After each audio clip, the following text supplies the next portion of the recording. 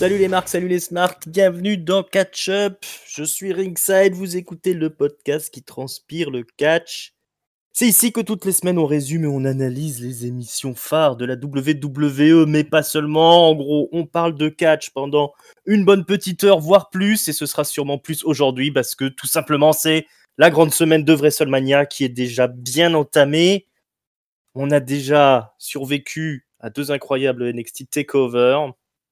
Et ce soir, ou plutôt aujourd'hui, on va parler de l'inimitable show bleu, le show bleu l'édition WrestleMania, Go Home Show et Pré-Show, du plus grand show de tous les shows. Pour m'accompagner, les Stakhanovis de Catch-Up, l'ami des stars, tonton Chris, comment ça va mon bon tonton? Salut Ringside, salut peuple de Catch-Up. Bienvenue dans le monde merveilleux du show bleu. SmackDown Mania, baby. Ça va être quelque chose. Et bah écoute, c'est la pleine forme, c'est la hype à 1000% déjà. Allez écouter, cette semaine on a déjà bien bossé. La review de Raw, les 2 takeovers. On enchaîne avec le SmackDown. Je pense qu'on est au top du game. C'est ça, pour la plus belle semaine de l'année pour les fans de catch. On est là, on est complet. Ça démarre fort. Nous ne sommes pas seuls, puisqu'avec nous, l'ami des enfants, il est là. Ce bon vieux papy, comment ça va papy? Bonjour les petits enfants, bonjour Ringside, bonjour tonton. Bonjour papy. Mais oui, mais cette semaine, c'est pas le podcast qui transpire le catch, c'est les podcasteurs qui transpirent à force d'enregistrer du catch. Là c'est, il y en a partout, il y en a partout. Ah, on gâte nos auditeurs quand même. Là, c'est une semaine au turbin, mais alors puissance 1000. On redouble d'efforts, effectivement, pour cette semaine magnifique. Donc, on retriple l'effort. Et demain, on quadruplera l'effort, s'il le faut, voire un quintuplé la semaine prochaine, pour enchaîner sur toute une année catchesque. C'est ça la force de Catch-Up. La puissance. On est là pour vous, peuple de Catch-Up. Donc effectivement, comme tu le disais, mon bon tonton, la review, les 2 reviews de NXT TakeOver, Stand Alone and Deliver, la nuit 1, la nuit 2, tout ça c'est déjà en ligne. Donc n'hésitez pas à aller écouter ça si c'est pas déjà fait. On a aussi Retro Catch-Up qui est toujours en ligne. La review du Monday Night Raw de début de semaine, c'est là aussi. Le Go Home Show, quelque part aussi de WrestleMania. Tout est là. La dernière baston du mercredi, souvenez-vous, vous pouvez encore aller l'écouter. Puisqu'au final, on a eu l'ultime baston cette semaine, avec ce takeover face à Dynamite. Je vous donnerai les ratings un peu plus tard. Donc, magnifique takeover. Je vais quand même vous glisser mon avis. Vas-y, glisse. Pu le faire. J'étais pas là. Glisse. Voilà, tout ça a été très bien. Moi, j'ai tout trouvé ça vraiment très bon. Hormis, effectivement, comme vous l'avez souligné dans la review, mais je vais pas trop spoiler pour que les gens puissent aller quand même découvrir la review en toute sécurité. Il y a quelques résultats quand même qui me laissent perplexe, mais bon, dans l'absolu, ils ont quand même construit de belles stars dans ce show, tout doucement. Enfin, c'est pas encore des stars, mais on sent qu'ils sont en train de construire des trucs sur certains catcheurs. Il y a eu des affrontements que j'ai vraiment beaucoup aimés, comme le Pete Dunne Kushida, ça c'est vraiment ma cam. Et effectivement, le Walter contre Ciampa. Donc avec ce scandale du finish. La polémique. La polémique. Alors moi, je suis plutôt du côté de tonton. Je suis team tonton. Oui. Puisque moi déjà j'aime beaucoup ce type de catch, cet affrontement super stiff, et puis tout simplement c'est dans la tradition du catch japonais, du catch japonais classique, du Puroresu à l'ancienne. On peut voir encore ce genre de finish là, puisque ça s'est terminé juste sur un gros atemi de Walter, bon après un enchaînement de gros power move quand même. C'est le genre de finish qu'on voit encore à la All Japan, parce qu'à la New Japan Pro Wrestling ils sont passés à autre chose un petit peu. Maintenant on est plus sur les finishers. Mais voilà, c'est une autre tradition du catch. Alors ça peut choquer encore quand on connaît pas, quand on est un petit peu habitué au style WWE, qui se termine plutôt sur les signatures moves ou les gros finishers. Donc voilà, moi ça me choque pas. Je sais que voilà, ce type de finish, ça peut en choquer plus d'un, mais c'est pas le cas de Ringside. Bah, qu'il aille au Japon, Walter, là, qui arrête de nous faire chier. Ça peut perturber quelques âmes sensibles. C'est ça. Moi, je me souviens quand certains commentateurs français là, nous avaient fait la promotion de la All Japan là, quand ça commençait à être dispo en France l'année dernière ou l'année d'avant.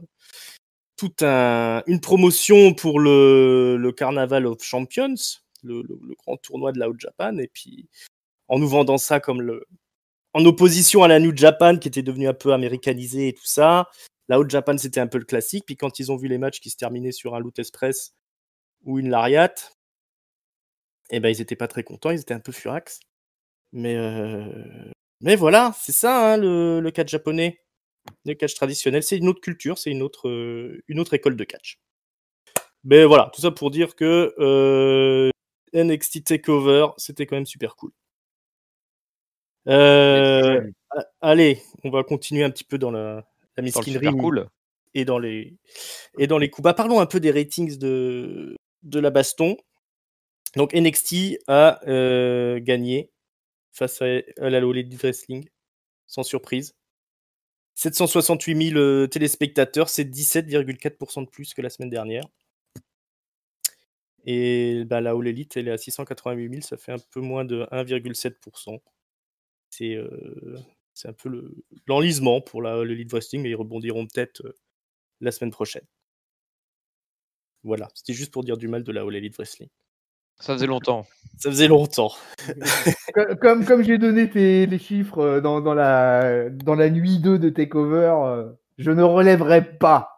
D'accord, mais j'ai pas eu le temps d'écouter votre deuxième podcast. Ah bah, j'imagine, hein, parce qu'en ce moment, on est tellement au taquet là que bam, bam, bam, la nuit 2, elle est déjà en ligne, partout. Et un grand débat sur l'avenir des gens de NXT. Oui. Roster. Ouais, parce qu'en plus, on a innové en plus dans cette review, puisqu'on s'est permis une petite digression après le top flop note, et on s'est lancé dans un grand débat avec l'ami Raphaël hier. Bah voilà qui est très intéressant. Donc allez, je vais vous jeter sur ce podcast. Oui, jetez-vous dessus. Qui est déjà en ligne.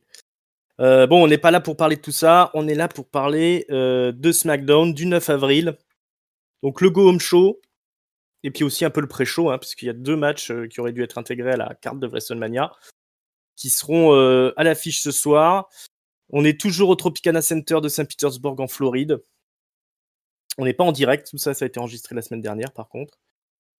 Le show démarre par le recap du main event de la semaine dernière, hein, qui voyait Daniel Bryan exploser un peu tous ses opposants du WrestleMania de ce soir, là, hein, à l'heure où on enregistre, c'est-à-dire Roman Reigns et Edge.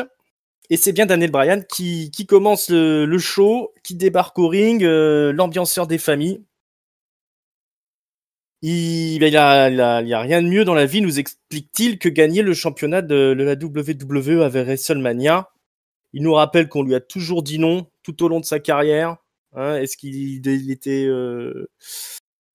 fait pour être à la WWE? Non. Est-ce qu'il était assez grand? Non. Est-ce qu'il avait sa place dans le main event de WrestleMania avec Batista et compagnie? Non. Bah, lui, il a toujours répondu à la vie quand elle lui disait non. Lui, il a toujours répondu oui. Le fameux yes, le yes movement.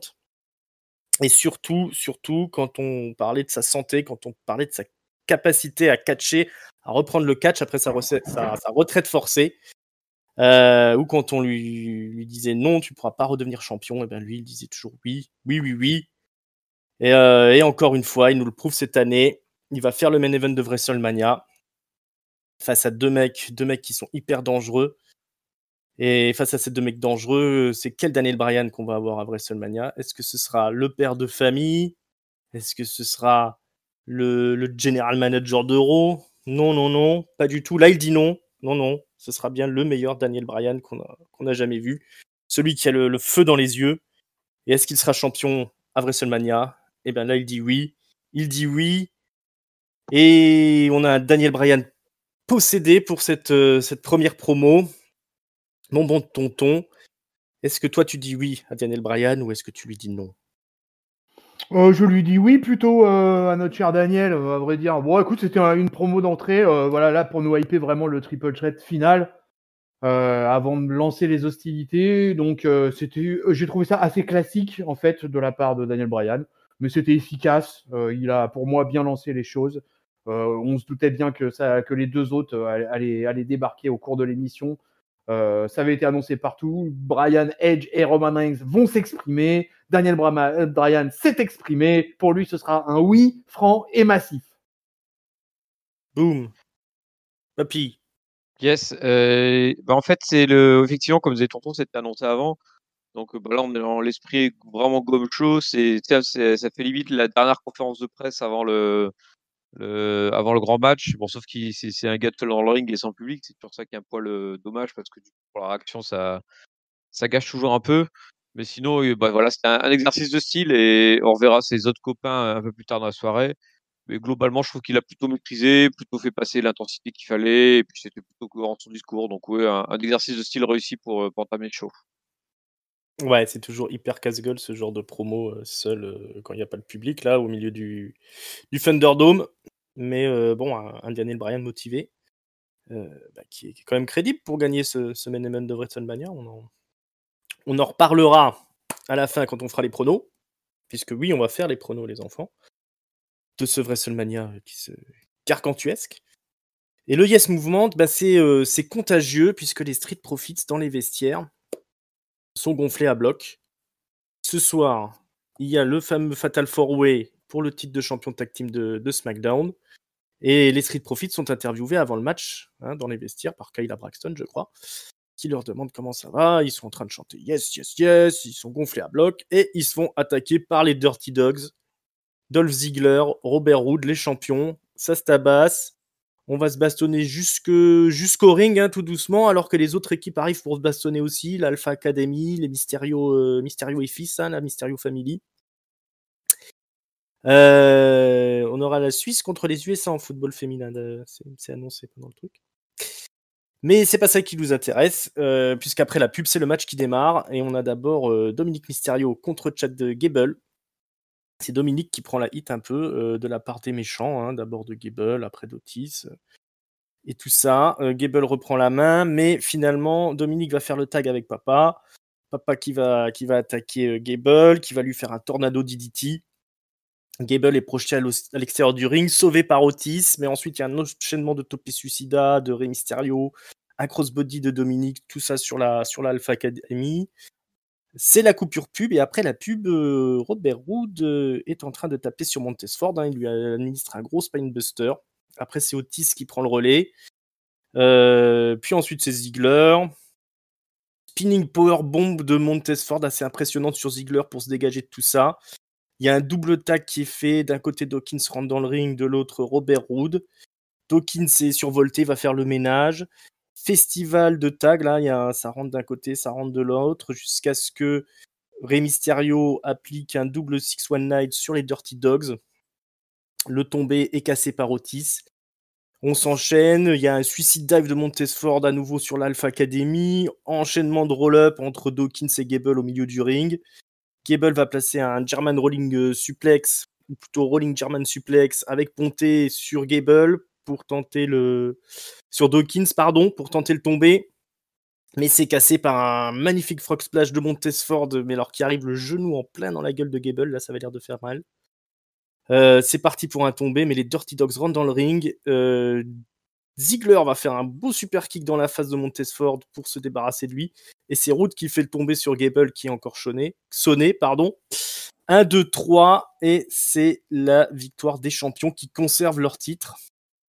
Après un match bien énergique. Qui t'a convaincu, mon bon papy ?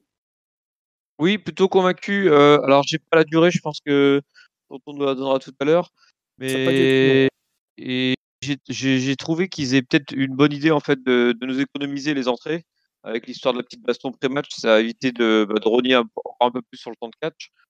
Et du coup, on était vite dans le vif du sujet. J'ai un petit comment dire, petit bémol sur le fait qu'ils aient choisi de faire les fameux matchs où t'es que 2 par 2 dans le ring et pas à 4. Donc du coup, tu fais des passes aux autres copains. J'ai jamais vraiment trop aimé ces stipus, même si là, pour le coup, c'était plutôt bien utilisé, surtout sur la fin où ça a permis de donner un peu de dynamisme et de voler un peu d'avoir un finish un peu spectaculaire dans l'exécution, mais plutôt dans le rythme, avec les Dirty Dogs Club qui se rattrapent et qui volent le finish comme des beaux salopards de Hill.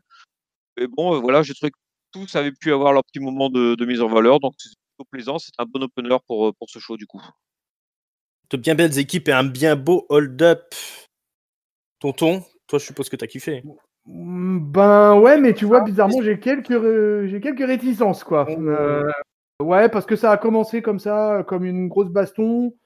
D'entrée, effectivement, il n'y a pas eu d'entrée, il n'y a pas eu d'annonce de match. Voilà, championnat du monde par équipe, les mecs au milieu du ring, avec l'annonceur, tout ça. Il manquait peut-être un petit côté officiel. Ça faisait un petit peu trop weekly, en fait, j'ai trouvé. Et le match a été assez court. Hein. Le match a duré une douzaine de minutes, quoi. Et c'était vraiment.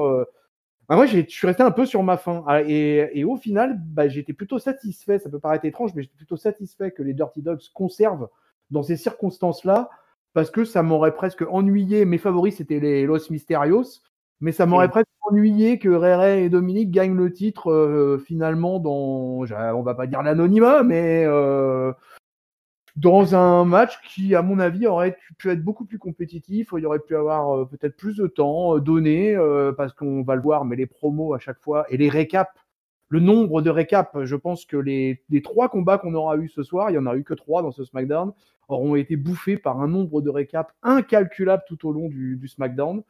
Et je vous avoue que ça, moi, ça m'a un peu dérangé, quoi. Alors le match était pas mal, le match était sympa, il n'y a pas de problème, il y avait une super alchimie là entre les 4 équipes. Ça a envoyé du bois. Je remets pas en cause entre les cordes. Voilà, c'était propre, c'était bien. Et mais c'était pas quand même ce que j'attendais. C'était pas le feu d'artifice que j'attendais. Ouais, ça manquait un peu de prestige et comme tu dis, c'est pas plus mal que les Dirty Dogs conservent. Ça évite de gaspiller un grand moment pour une équipe qui aurait repris le titre.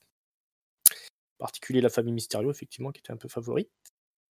Oui, alors on peut rester sur sa fin. Après, effectivement, il y a beaucoup de récaps dans ce show. Mais bon, on est là pour vendre WrestleMania. Et puis bon, faut se rappeler que tout ça c'était enregistré. Et puis que on va peut-être pas non plus faire trop catcher les gens de peur qu'ils se blessent à Mania. Mais, bon, même si ça s'est déjà vu. Mais voilà, moi je voyais plus ce SmackDown comme un gros pré-show de Mania, hein, finalement. Et en parlant de vendre WrestleMania, si on vendait ce qui apparemment va être le main event de la soirée numéro 1, c'est-à-dire le championnat féminin de SmackDown qui oppose la championne Sasha Banks à la gagnante du Royal Rumble, Bianca Belair. Bianca Belair qui est en interview dans les vestiaires. Alors, elle est un peu gagate. Bon, elle dit qu'elle a des papillons dans le ventre, que son papa lui disait c'est pas grave, si t'as des papillons, voilà, va demander à ta mère, moi j'ai autre chose à faire. Et elle explique que c'est elle qui est dangereux et qu'elle aura gagné. Quand elle aura gagné, ce sera la plus belle soirée de sa vie. Hein. Je sais pas si vous avez quelque chose à dire sur cette promo, mais peut-être plus sur le fait que c'est le main event de la première soirée, papy. Voilà, tant confirmation que ce soit le main event. Hein, Ça y est, c'est confirmé. C'est officiel. It's official. D'accord, bon L'opener et le main event de la nuit 1 sont dorénavant officiels. Ah j'ai pas. Tu nous diras ça tout à l'heure, parce que moi je n'ai pas du tout ces informations-là. Ok. Ouais, du coup, en fait, je trouve que c'est super cheap en fait comme main event, parce que là, tu vois, quand tu compares avec le boulot qui est fait pour les gars, où ils ont tous un vrai temps de promo, exercice de style, seul face caméra et tout, et puis là, les nanas, parce que bon, Sacha, spoiler, ça sera la même chose, une petite interview backstage toute pourrie. En fait, c'est à l'image de leur rivalité, quoi. C'est pas intéressant. Et puis, si elles sont en main event, j'espère vraiment qu'elles vont sortir au moins du catch de longue durée, pas juste un match de 8 minutes de bidon. Que là, c'est vraiment pas du tout une rivalité qui fait rêver, quoi. Je pense qu'il y aura un gros match. Je pense que s'ils leur donnent le main event, c'est parce qu'ils savent qu'elles vont sortir la grosse artillerie. Du moins, j'espère, hein, parce que sinon, effectivement, ce serait une grosse déception, puisque effectivement, c'est pas très passionnant cette rivalité-là. Tonton, t'as quelque chose à ajouter là-dessus? Sur Bianca Belair et Sasha Banks, je t'avoue que non. Je le dis depuis des semaines. De toute façon, pour moi, le build de cette rivalité a été raté. Ça n'empêche pas la qualité des deux lutteuses. Maintenant, il me tarde de les voir sur le ring. Voilà, elles sont en main event, ça y est, c'est officiel, on saura. Bon, moi, j'ai mon avis là-dessus. On en reparlera certainement tout à l'heure dans les previews pronos de WrestleMania. Donc, je vais pas m'étendre là-dessus. Voilà, il est bien que c'est les derniers segments promo et compagnie entre les deux. Et voilà, rendez-vous cette nuit. Ok. Pendant ce temps, Biggie est chez le barbier. Oui. Hein.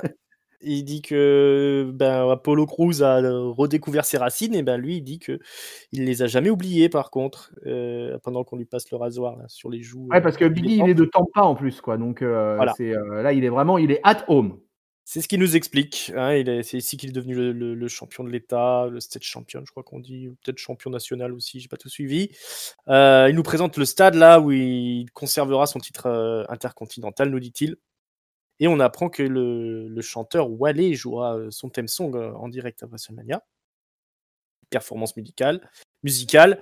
Biggie, plutôt convaincant, papy? Plutôt convaincu en tout cas. J'ai trouvé que c'était plutôt sympa le petit clin d'œil à sa ville d'origine. Dans cette promo, elle était en plus pas trop longue, donc du coup enfin moi je trouvais ça plutôt assez efficace. Et là, le fait qu'il y ait un chanteur en plus pour l'introduire, j'espère vraiment que c'est un super match celui-là, parce qu'entre le chanteur, le Apollo et son style nigérian, le drum fight match, enfin tout le contexte laisse à penser qu'il y a de quoi faire une super ambiance. Et donc j'espère que le niveau in-ring sera au rendez-vous. Enfin, j'ai pas de doute avec ces deux gars-là, mais j'espère qu'on leur laissera étaler du bon catch, quoi. Je suis d'accord, gros potentiel sur ce match.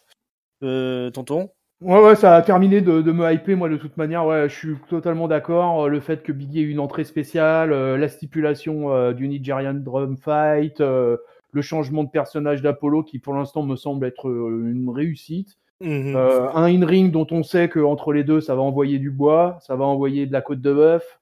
Donc, franchement, ouais, là, je suis confiant. C'était bien.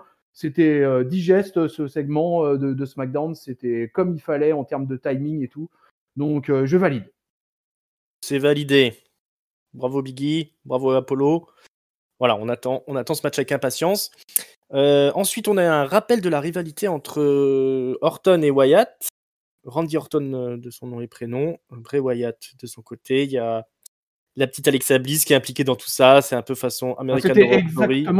C'était exactement le même segment que celui de Raw lundi. Hein. Ouais, le même si vous avez vu Raw lundi, vous avez vu le segment. Alors j'espère qu'ils vont pas nous remettre le même à WrestleMania. Devine. Ouais. Vu qu'on a vu à TakeOver, à mon avis, malheureusement, faut s'y attendre. Bon, ça sera la grosse déception de toute cette course vers Mania, hein, parce qu'on en a vraiment rien à faire, je pense. J'abats que vous en avez un quelconque intérêt pour cette histoire, mais. C'est surtout de rabâcher des segments en fait. Ouais, voilà.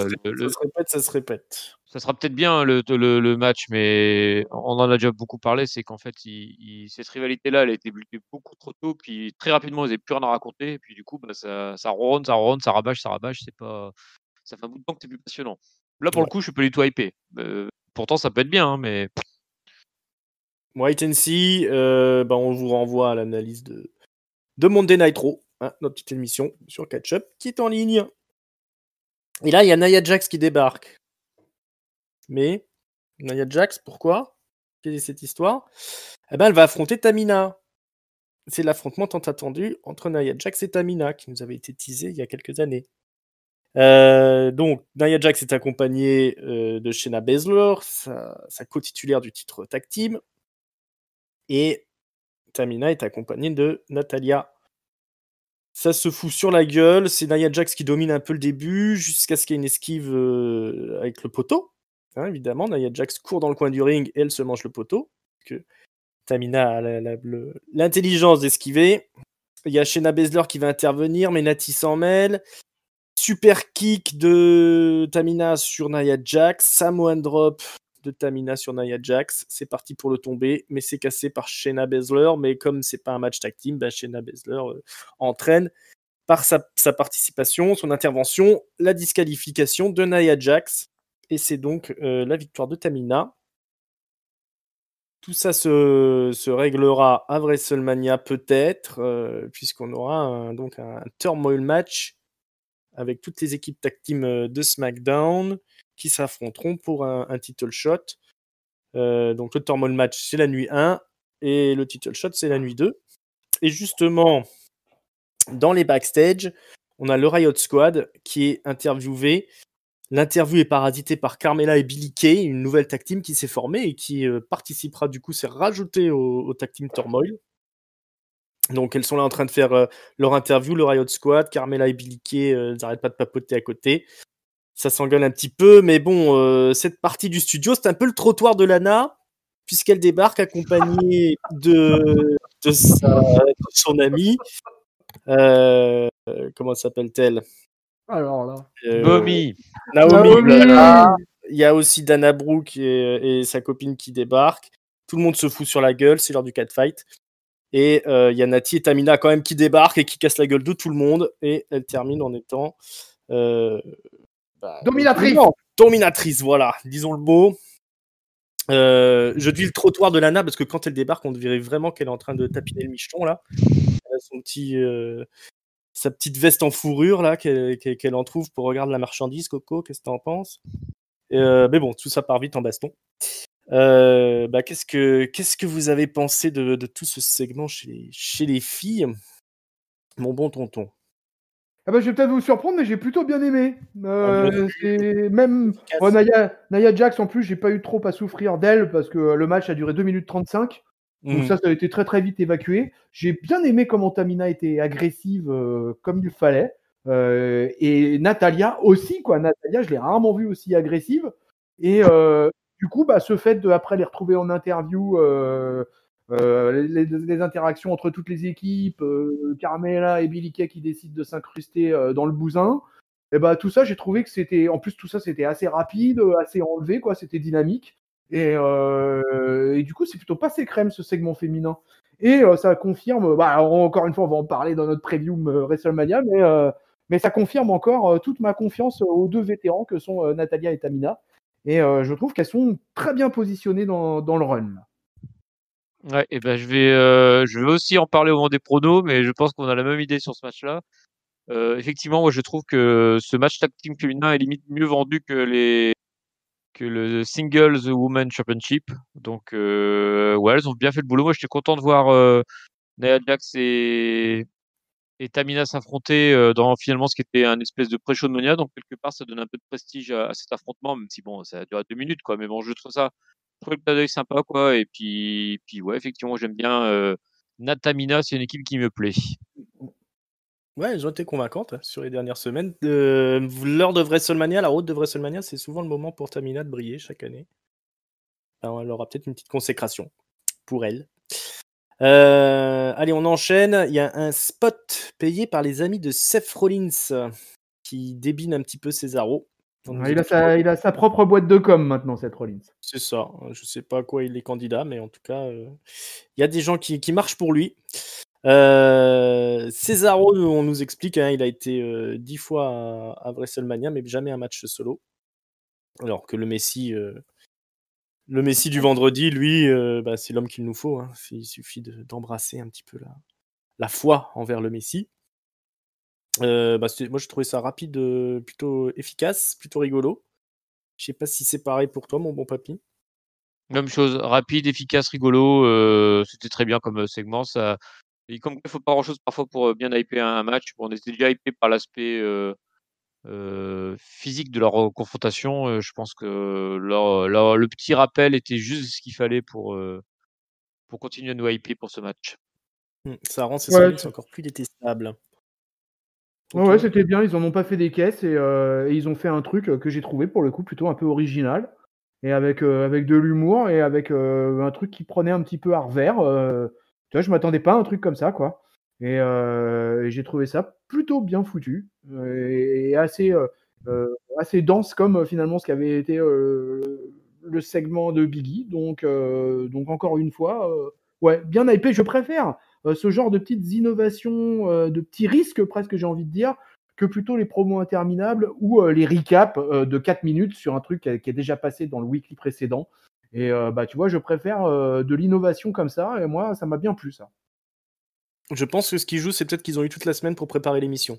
Vu qu'ils ont enregistré les matchs la semaine dernière. Et du coup, ça se paye avec des petits segments vidéo qui sont pour une fois très, très réussis, que ce soit le Biggie ou celui-là.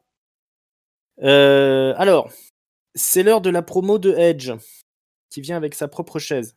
Comme d'hab. C'est vieux.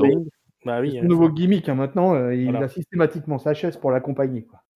Ouais, toujours la méthode Actor Studio, hein. Je viens avec un petit accessoire pour assurer ma crédibilité. Alors, il nous raconte son expérience à WrestleMania 6 quand il était venu en spectateur, quand il était petit. Il nous explique aussi qu'il est revenu pour récupérer sa carrière, hein, tout simplement. Il vient pour voler le show. C'est tout ce qu'il a dans la vie, hein. C'est pas un part-timer comme les autres. Il vient récupérer sa gloire. C'est ça son avenir, c'est être catcheur. À l'époque, sa première carrière, il a été une superstar qui pouvait tout accomplir. Mais la seule chose qu'il n'a pas pu faire, c'est terminer sa carrière selon ses propres termes. Et il trouve que c'est vraiment pas cool, là, le triple frite de ce week-end. Il parle de Roman Reigns. Il explique que Roman Reigns, bizarrement, il vient d'un trio. Quand il débarquait au ring, il arrivait par la foule. Il utilise le spear, tiens, bizarrement, comme finisher. Est-ce que quelque part, ce Roman Reigns, ce serait pas le Samoan Edge, le Edge samoan? Ouais. Hein? Bien vu, ça. Ah, mais j'ai trouvé ça très bien vu. Ouais. Très bien vu. Il nous rappelle que c'est l'anniversaire des 10 ans de sa retraite forcée, et personne n'en parle. Hein. Pourquoi? Parce qu'il n'y a pas de respect. Il n'y a pas de respect pour Edge. Il est quand même revenu de blessures pour gagner le Rumble en entrant en numéro 1, hein, c'est-à-dire qu'il a affronté tout le monde pour remporter le Rumble. On n'imagine même pas la souffrance, hein, pour revenir au top qu'il a dû endurer, ce bon vieux Edge. On explique que le traitement qu'on lui inflige là, tout ça, c'est une insulte à son éthique de travail, à sa personne, et qu'à WrestleMania, on va lui donner enfin le respect qu'il mérite, parce que c'est lui le Rated R Superstar, et c'est lui le prochain champion. Il en a rêvé, ça va s'accomplir. Il n'y a pas de raison, vous allez fermer vos gueules un petit peu maintenant. Mon bon papy, qu'est-ce que tu as pensé de cette promo de Edge? Elle était propre, mais par contre, ça sera celle qui m'aura moins convaincu du soir. Non pas parce que il y avait des erreurs ou quoi que ce soit, mais c'est parce qu'en fait, Edge, depuis son retour, il fait énormément de promos comme ça, en fait, tout Ouais. seul, se la raconte un peu et donc elles sont toujours bien faites, mais c'est juste que bon, l'accumulation fait que, ça diminue la passion et donc du coup, ouais, voilà, je t'avouerais que si j'avais un segment à zapper du soir, je pense que ça aurait été celui-là, quoi. Alright. Tonton, t'es au bord de Ouais, l'overdose aussi? en fait, j'ai envie de dire la même chose que j'ai dit pour Daniel Bryan précédemment, quoi. Voilà, c'était propre, c'était efficace, c'était pas trop long, mais je rejoins Papy sur le principe qu'effectivement, Edge, on l'a vu faire ce style de promo un sacré moment là, depuis qu'il a gagné le Rumble, là, et même un peu avant. Donc, il n'y a pas vraiment de surprise pour le coup là par rapport à tout ça. Et donc, c'était du classique, c'était pas super passionnant, mais comme tu l'as souligné, mon bon Ringside, il y avait cette petite phrase avec le Samoan Edge que j'ai trouvé qui était bien trouvée. C'était une phrase bien ciselée. Bien vu l'aveugle, comme on dit. Retour au vestiaire. Adam Pearce et Sonya Deville sont en pleine discussion et ils ne sont pas d'accord, notamment sur le booking du 4-way de ce soir. Sonya Deville ne comprend pas pourquoi les Dirty Dogs ont dû affronter 3 adversaires. Et surtout, elle n'est pas contente du triple frite. Elle aurait voulu 2 matchs. Un match entre le gagnant du Royal Rumble, Edge, et le champion Roman Reigns. Et puis après, Daniel Bryan a affronté le gagnant du match. On n'en saura pas plus. Spoiler, Ouais, pour l'instant, c'est ça ça. n'aura aucun impact. Je n'ai pas trop compris. voilà, Je comprends pas du tout d'où vient ce Ah ouais, segment-là. pareil, ouais. Alors, out of nowhere le truc, quoi. Un truc qui a zéro incidence, enfin bref, on sait même pas pourquoi c'était là, à part peut-être pour faire un coucou finalement à Adam Pearce et à Sonya Deville dans ce SmackDown Mania, quoi. Ouais, peut-être un putsch de Sonya Deville en préparation. Je pense, ouais, qu'ils vont enfin, ce serait comme bien qu'un jour elle fasse autre chose que juste, entre guillemets, assistante d'Adam Pearce, quoi, qu'elle essaie un peu de voler ses propres ailes. Mais ouais, c'est bizarre. Alors peut-être qu'effectivement, c'est pour lancer une histoire derrière, WrestleMania, mais bon, c'est bizarre de la relancer comme ça, venue de nulle part, quoi. Ouais, ça se fait un peu l'écho des réseaux sociaux, hein, finalement. Bon, on n'en saura pas plus. Sasha Banks est interviewée en mode biatch, hein, elle nous explique que c'est elle la meilleure, c'est elle la B-E-S-T, la best. Bon, on va peut-être pas s'attarder là-dessus, hein, c'est la même chose que Oui. ce qui s'est passé avec Bianca Belair en début de show. On a un recap de la feud entre le Almighty Bobby Lashley et Drew McIntyre. La même carreau. Et la même carreau. On a un recap aussi de Sami Zayn, Logan Paul, Kevin Owens, leur segment de la semaine dernière, avec le teaser du documentaire de Sami Zayn. spécial contre la conspiration qui est contre lui. Et après, on a un petit segment avec Sami Zayn en mode stalker là, qui va au gymnase de Logan Paul pour discuter avec son ami Logan Paul. Il est là, Logan Paul est à l'entraînement de boxe, si vous voulez. Donc Sami Zayn est là, il dit c'est super, je suis content. Logan Paul il a l'air étonné, tiens Sami Zayn, qu'est-ce que tu fous là, machin. Sami Zayn part à l'extérieur du bâtiment, il va essayer de re-rentrer, mais c'est fini, il est enfermé dehors, il y a le videur qui ne le laissera pas rentrer. Voilà, Sami Zayn qui est un peu en mode stalker, comme je le disais. On le retrouve avec les commentateurs à SmackDown. Il est furieux, il lui dit ce segment là c'est un montage, vous avez pas vu comme Logan Paul il est revenu, qu'il a engueulé le videur, on a encore pris le petit déj avec lui ce matin, je suis vraiment très pote avec Logan Paul. Il y a les commentateurs donc Corey Graves et Michael Cole qui veulent enchaîner sur la Battle Royale d'André le Géant qui va arriver. Mais Sami Zayn dit non, on parle pas de ça, on continue à parler de moi, c'est moi la star, jusqu'à ce qu'il se fasse attaquer par Kevin Owens qui déboule, qui les tape dessus.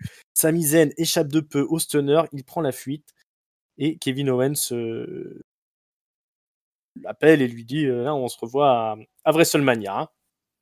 Encore un joli segment de Sami Zayn, j'ai trouvé. Je sais pas si t'es d'accord, mon bon tonton. Ouais, c'était plutôt marrant là, cette incursion dans la salle de boxe de Logan Paul, garçon que je ne connais pas beaucoup plus, mais que j'apprends à connaître au fur et à mesure du temps. Et le fait qu'il se fasse rejeter de la salle avec le sbire à l'entrée, et puis, non, mais c'est fermé, c'est fermé, monsieur, il faut rentrer chez vous maintenant. et puis Kevin Owens après avec derrière. Non, c'était efficace. De toute façon, j'en avais pas besoin de beaucoup plus parce que je suis tellement hypé pour ce match qui fait partie certainement et qui j'espère d'ailleurs va faire partie de mon top 5 à la fin du week-end parce que j'en attends énormément. J'ai énormément d'attentes sur ce Owens Zayn. Si ça promet le match comme en 2016 à Battleground, déjà rien que ça, je suis carrément OK. Et j'en attends encore beaucoup plus parce qu'avec ce bateau pirate qui me fait de l'œil depuis une semaine sur le stage de WrestleMania à Tampa Bay, USA, je peux vous dire, les amis, que le match des Québécois, là, ça va être une tuerie. Ouais, ce petit segment là de Zayn avec Logan Paul, ça m'a rappelé les belles heures de Bobby Heenan quand il se faisait humilier aussi comme ça dans des jolis petits spots vidéo qui étaient encore une fois bien troussés. Papy. Bobby Heenan, il avait vécu, juste pour finir sur un truc old school, dans le premier Raw, en 1993, Bobby Heenan avait fait tout le fil rouge de ce Raw. Et le gimmick du truc, c'était qu'effectivement, il se faisait refouler de partout. Alors donc du coup, à chaque fois, il revenait et il se déguisait. Donc il venait en femme, il venait en je sais plus quoi, en VIP, etc. Mais à chaque fois, ça marchait pas. À chaque fois, il y avait toujours le mec à l'entrée qui disait non monsieur, non mais vous rentrez pas quoi, vous rentrez chez vous. Donc un joli clin d'œil. Ouais, excellent Bobby Heenan, moi j'adorais. Papy. Manager de André le Géant. Ouais. Et oui, c'est bien, ça nous fera la transition avec le segment d'après. Donc en fait c'est dans la lignée des autres petits segments qu'on a eu et dont on a parlé tout à l'heure. C'est simple, court, efficace, original, tout ce qu'il faut pour nous pire de nous hyper pour des matchs pour lesquels on était déjà bien hypé par le travail fait les semaines précédentes. Donc c'est dans la même lignée. C'est beaucoup de bonnes idées sur les mini segments de SmackDown cette semaine. Ouais. C'est vrai. À se demander s'ils n'auraient pas dû utiliser cette méthode de production tout au long de l'année Corona Mania, finalement. Et à Raw aussi. Ouais, enregistrer les matchs en une soirée comme ça, et puis après passer la semaine à travailler les vidéos. Ça aurait peut-être été plus sympa que des trucs faits à l'arrache. Enfin bref, on a passé des semaines et des semaines à vous décortiquer ça. On va plutôt passer à la bataille royale d'André le Géant, qui commence après la pub. Alors, il y a déjà tout le monde dans le ring, parce que les mecs commençaient à arriver quand il y avait le segment entre Zen et KO. Par contre, il y a 3 personnes qui ont droit à une arrivée avec leurs entrées. C'est Shinsuke Nakamura, le roi Baron Corbin et Jey Uso, le main event. Main event Jey Uso, son nouveau surnom. C'est ça. Spoiler, ces 3-là, ce sera les 3 finalistes de la Battle Royale. Alors, tout ça démarre. Il y a le Hurt Business qui élimine Tozawa tout de suite, direct, assez rapidement. Et ensuite, ils éliminent un mec qui ressemble à Tucker. Donc, je pense que c'était Tucker. Puis, pauvre Tucker. Puis, le Hurt Business, je vous rappelle, c'est Shelton Benjamin et Cedric Alexander. Il y a tout le roster qui se retourne contre eux. Ils sont tabassés, ils sont éjectés.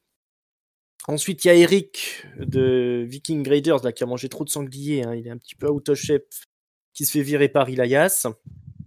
Il y a Mace et T-Bar, les anciens de Retribution, qui vont éliminer Drew Gulak, puis ensuite Alberto Carrillo avec leur double chokeslam.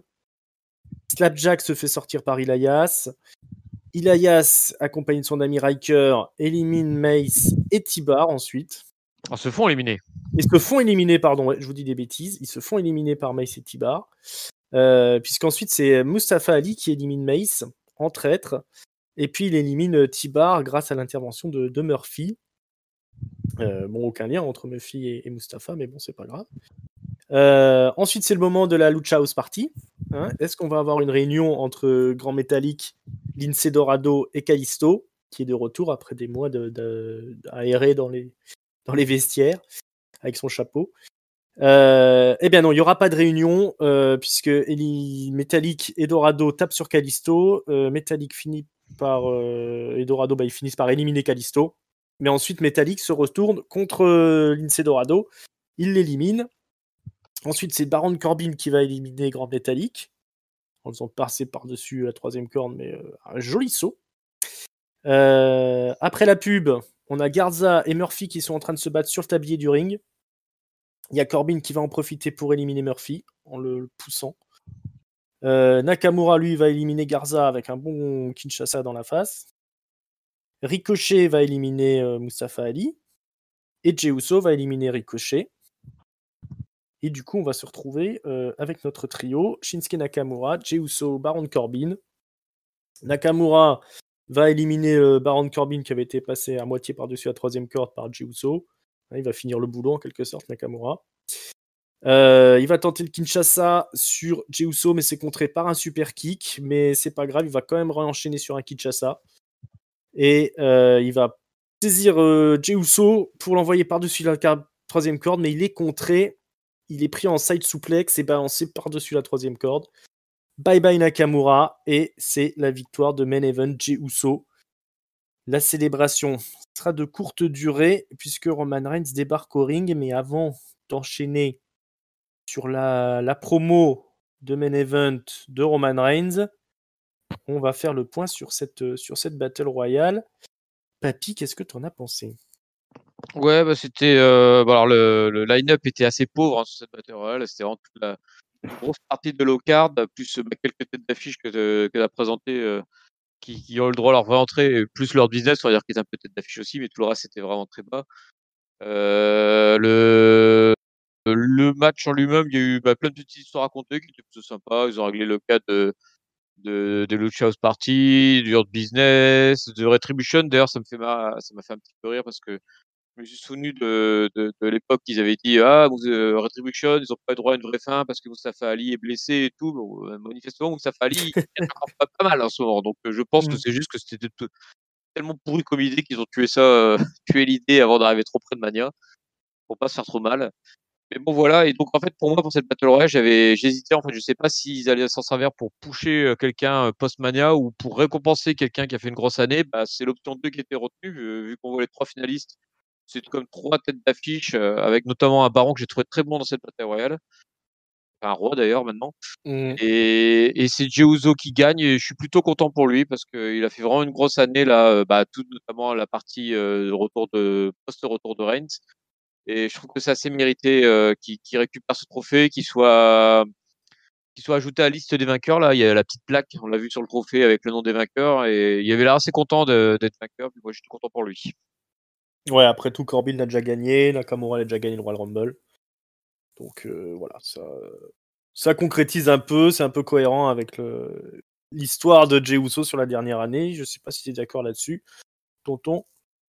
Ouais, je suis d'accord sur le fait déjà que le line-up était pauvre, oui, que ça manquait aussi. Ça aurait été bien qu'il y ait un participant surprise ou un retour.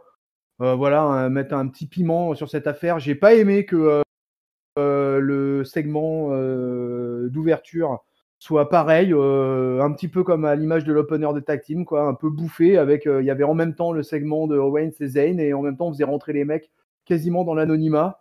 Donc ça renforçait encore plus le côté low card, je trouvais, à cette histoire. Après, le match en lui-même, par contre, était plutôt sympa. 15 minutes 45 quand même pour une bataille royale, c'est pas mal. C'était bien rythmé, ça s'est bien envoyé. Il y a eu des espèces de split de la Lucha House Party un peu étranges. Enfin, en tout cas, il y a eu des interactions un peu bizarres entre eux. Le trio attendu qui finit très bien. Et au final, je suis très content du vainqueur. Jey Uso, je trouve, le mérite largement. Là, ça fait quand même 6 mois là, depuis qu'il est, en fait, quand il a commencé la rivalité avec le cousin et puis que depuis, il a rejoint la tribu définitivement. Voilà, Jey Uso, il mérite de remporter un access hit. Et en l'occurrence, il remporte notre cher André the Giant National Battle Royale. Et ça, c'est quand même chouette. Mais je vais encore mettre un dernier point, un dernier bémol, en fait. C'est justement, j'ai pas aimé que ça soit coupé. Il s'était à peine mis les bras croisés devant le trophée que bam, la musique de Roman démarre. Et on passe direct à autre chose. Et Jey Uso, il va monter sur le ring, il va se foutre derrière avec Paul Heyman, et puis voilà, quoi. J'ai trouvé que c'était un peu cheap pour une victoire comme ça. Ça m'a un petit peu chagriné pour Jey Uso. Voilà, on est passé direct, sans transition, Roman Reigns. Allez hop! Il avait repris sa place d'homme de main, Jey Uso. Mais bon, il aura l'occasion, je pense, de se pavaner avec le trophée dans les semaines qui viennent.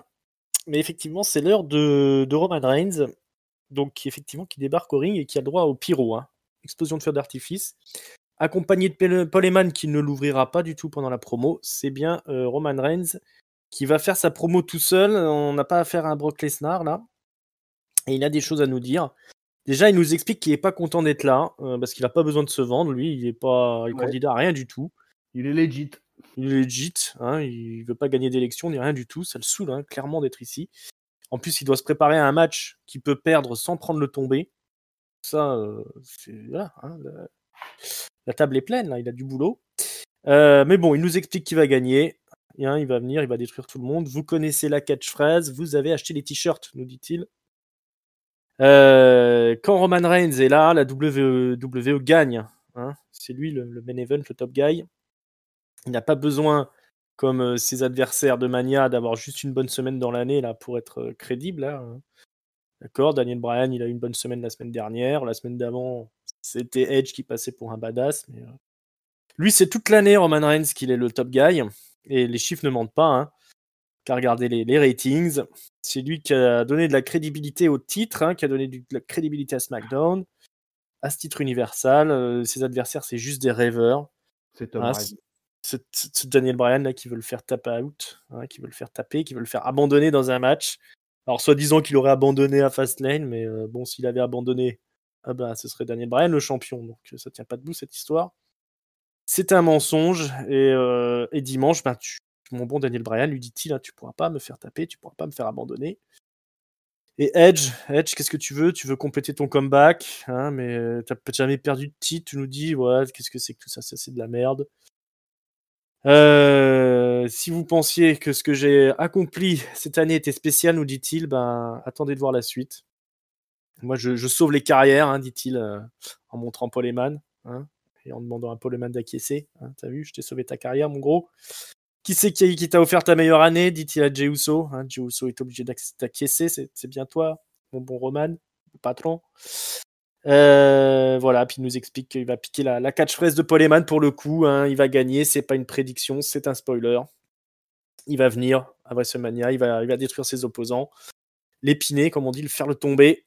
Et puis à la fin, sous une pluie de feux d'artifice, ses adversaires ils pourront juste contempler ce mec-là qui leur est supérieur et reconnu comme tel par le peuple. Ce sera sa consécration. Et voilà, c'est ainsi que se termine cette promo de Roman Reigns qui remet un peu la pendule à l'heure et qui se vend en quelque sorte comme le vrai top guy de la compagnie et en faisant passer ses adversaires pour de doux rêveurs. Tonton, cet homme a raison. Voilà. C'est convaincu, absolument. Cet homme a raison. Pour moi, Roman Reigns a gagné la bataille des promos ce soir. Comme tu l'as dit d'ailleurs, à la différence d'avec Lesnar, Paul Heyman, il a quasiment rien à dire. Paul Heyman, il est là, c'est le porte-clés à Roman Reigns, quoi. Il ferait bien de se plier comme ça, comme Lesnar. Et franchement, putain, le dur à cuire, le Roman, quoi. Mais voilà, tout dans le regard, dans l'attitude. la manière de tenir le micro, de se tourner vers la hardcam, se retourner vers la fiche WrestleMania. Il est dans le bon tempo. Enfin, moi, j'ai trouvé, voilà, pareil. J'ai bien aimé la petite phrase, donc, comme je l'ai dit tout à l'heure, de Edge sur le Samoan Edge. Mais la réponse du Roman Reigns à la fin là, aura été tellement massive sur une promo qui aura duré quoi, 3-4 minutes, quoi, quelque chose comme ça.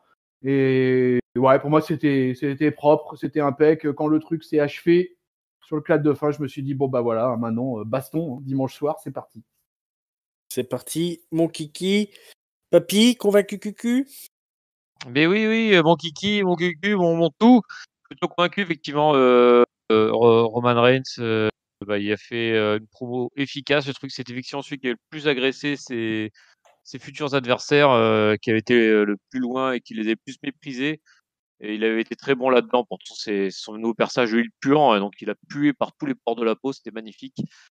Et juste pour revenir en fait sur ce que disait Tonton sur le match d'avant, bah justement, moi, j'ai trouvé ça bien que ça commence par Jey Uso qui se remette en place derrière.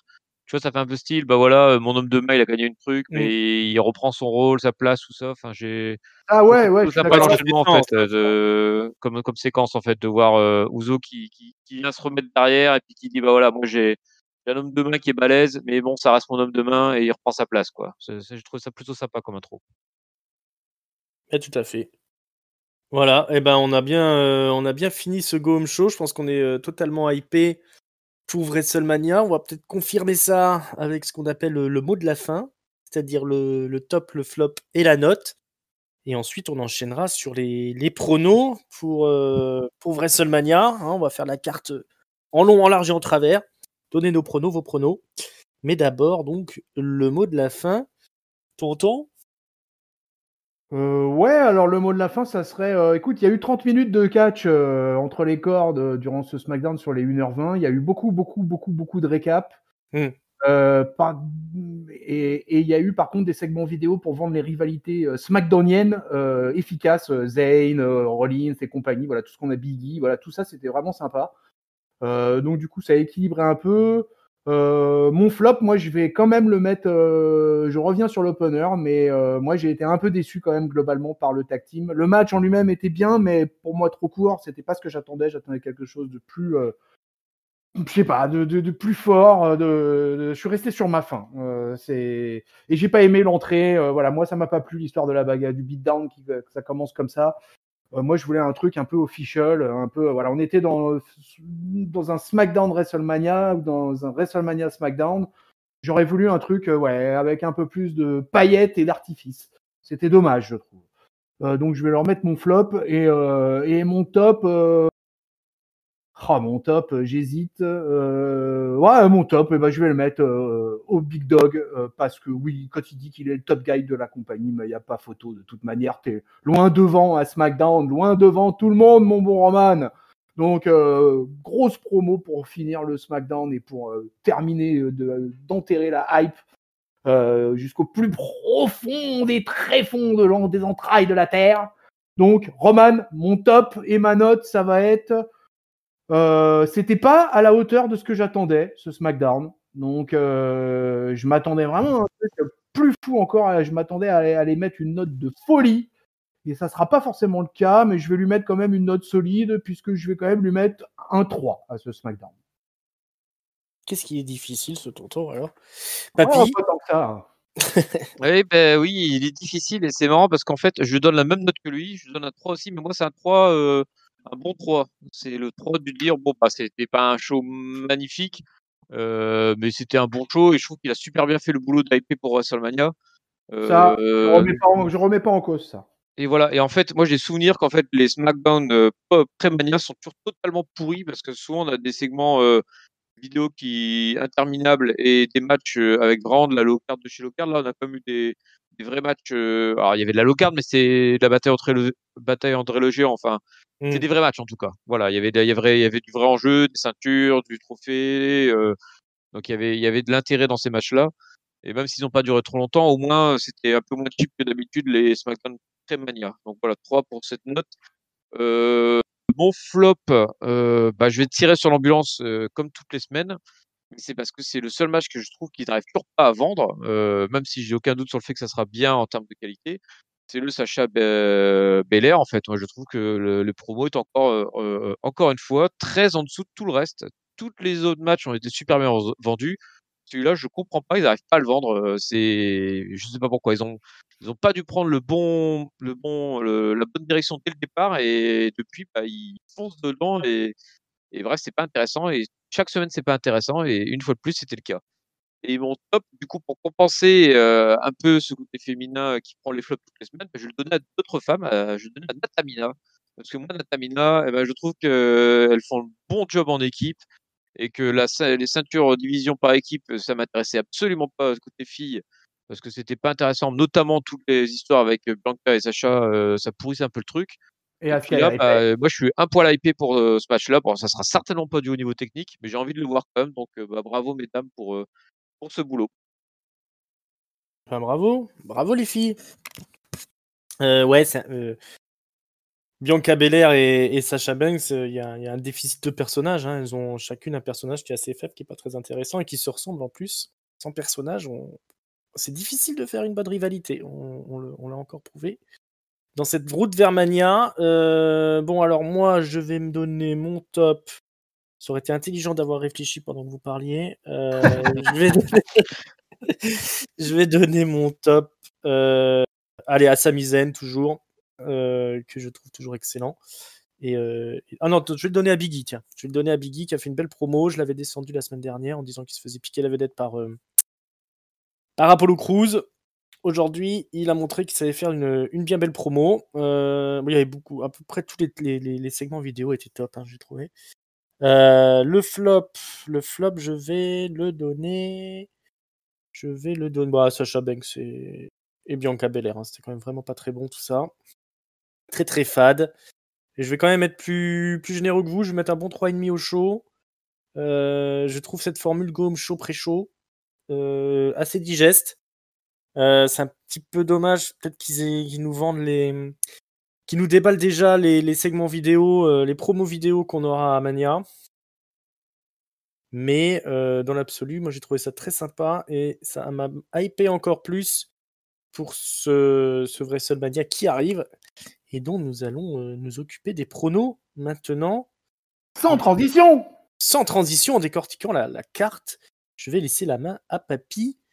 Preview, prono, la totale, peuple de catch-up. Restez bien à l'écoute. Mais Voilà. oui, alors je vais juste demander un petit peu d'aide à mon ami Tonton. Oui. Quel est l'opener du coup pour que je ne fasse pas de bêtises? Ce sera Alors, le Bobby Lashley contre Drew? Nous pouvons donc l'annoncer officiellement. Effectivement, ça a été annoncé par la WWE. Ça sera donc Drew McIntyre versus Bobby Lashley. Et le main event de la soirée 1 sera donc Bianca Belair versus Sasha Banks. Ok, bon bah donc du coup, premier match, Bobby Lashley versus Drew pour le titre de WWE Championship. Qu'est-ce que ça donne du coup au niveau des pronos Twitter, tout ça là? Alors, globalement, hein, la team et la team catch-up est assez partagée parce que Drew McIntyre, par exemple, il est cité par Kyrias, par Brozen Hero, mais Bobby, par moi-même, puisque je le dis hein, d'entrée, hein, moi je donne le bel homme, Zigot aussi donne, et sur Twitter on a Funky Webos qui donne aussi Drew McIntyre, mais tout le reste, hein, Bébé Élu, donc Johanna, Samo 1985, Xtelsen, Raphaël, ouais, même Raphaël, yeah, tous ces personnes-là nous donnent Bobby Lashley en vainqueur. Donc moi, je reste sur Drew McIntyre. Ringside. Moi, je vais rester sur Drew McIntyre aussi, tout simplement parce que Bobby Lashley, il a utilisé un raccourci pour devenir champion. Donc la morale de l'histoire veut que Drew McIntyre récupère son titre quand même, puisque Bobby Lashley ne le mérite pas finalement, même s'il a été, on est tous d'accord, incroyable sur cette dernière ligne droite vers WrestleMania. Mais non, je donne la victoire au bel homme pour un bon WrestleMania moment. J'espère que, bon, après la foule, je suppose que ça va pas être que des fans, vers mon avis, il va y avoir beaucoup de gens qui sont un peu payés pour faire la claque. Mais voilà, j'attends cette victoire de Drew McIntyre et je pense que la logique veut que ce soit lui qui reprenne le titre, en espérant que Bobby Lashley ait d'autres occasions de récupérer le titre, de rester dans le main event, quoi, tout simplement. Donc Drew McIntyre. Eh ben, je vais vous suivre tous les deux parce que même si je suis un grand fan du Lashley et de son entrée magnifique et que j'ai hâte de voir là dans ce grand stade, je vais voter aussi Drew parce que simplement parce que je j'ai pas trop d'idées. Puis en fait, je me dis que Drew l'an dernier, son premier titre, il l'a pris devant une salle vide et donc du coup, ça serait bien qu'il le récupère cette fois-ci devant un stade plein. Enfin pas plein, mais devant 25 000 gars, c'est pas plein, mais par contre 25 000, c'est 25 000 quoi. C'est plus qu'une salle dans lesquelles ils font les weekly, tous ces trucs-là d'habitude. Donc ouais, ça serait bien quoi. Ouais, il me tarde d'avoir l'entrée, hein, parce que ça va être quelque chose. Hein, comme on dit, mais le premier match en public de la WWE à WrestleMania, Ils vont être chauds les gens. ça va être un truc énorme, quoi. S'il commence avec Babyface, avec le Drew McIntyre, la clameur, ça va être monstrueux. Gros match en perspective, grosse ambiance. Ouais. Ok, passons du coup. Alors là, je vais les prendre ensuite dans le désordre parce que je n'ai aucune idée dans quel ordre ça sera. Ouais, moi non plus. On va passer un peu dans un match tag team. Allez, tag team, lequel tag team? Parce qu'il y aura beaucoup de tag team dans cette nuit 1. Et ben une tag team avec des noms catcheurs, puisque nous aurons The Miz, qui est acteur, Bad Bunny qui est chanteur, Damian Priest qui est archer et John Morrison qui est comment dire, le mec qui se bat, qui court qui fait du parcours, voilà. Ah voilà, oui. Dans un tag team match, donc Bad Bunny et Damian Priest contre John Morrison et The Miz. Qu'est-ce que ça donne les pronos des gens, tonton? Bah écoute, alors là c'est clair, il y a une unanimité totale du peuple de catch-up puisque absolument tout le monde voit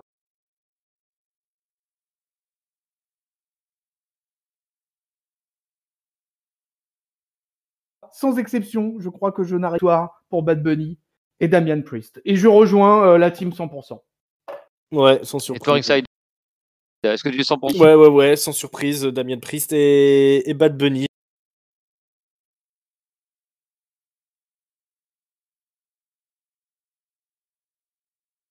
Je vois mal le et on a fait 100%, 102%, et que moi ça fera 103%.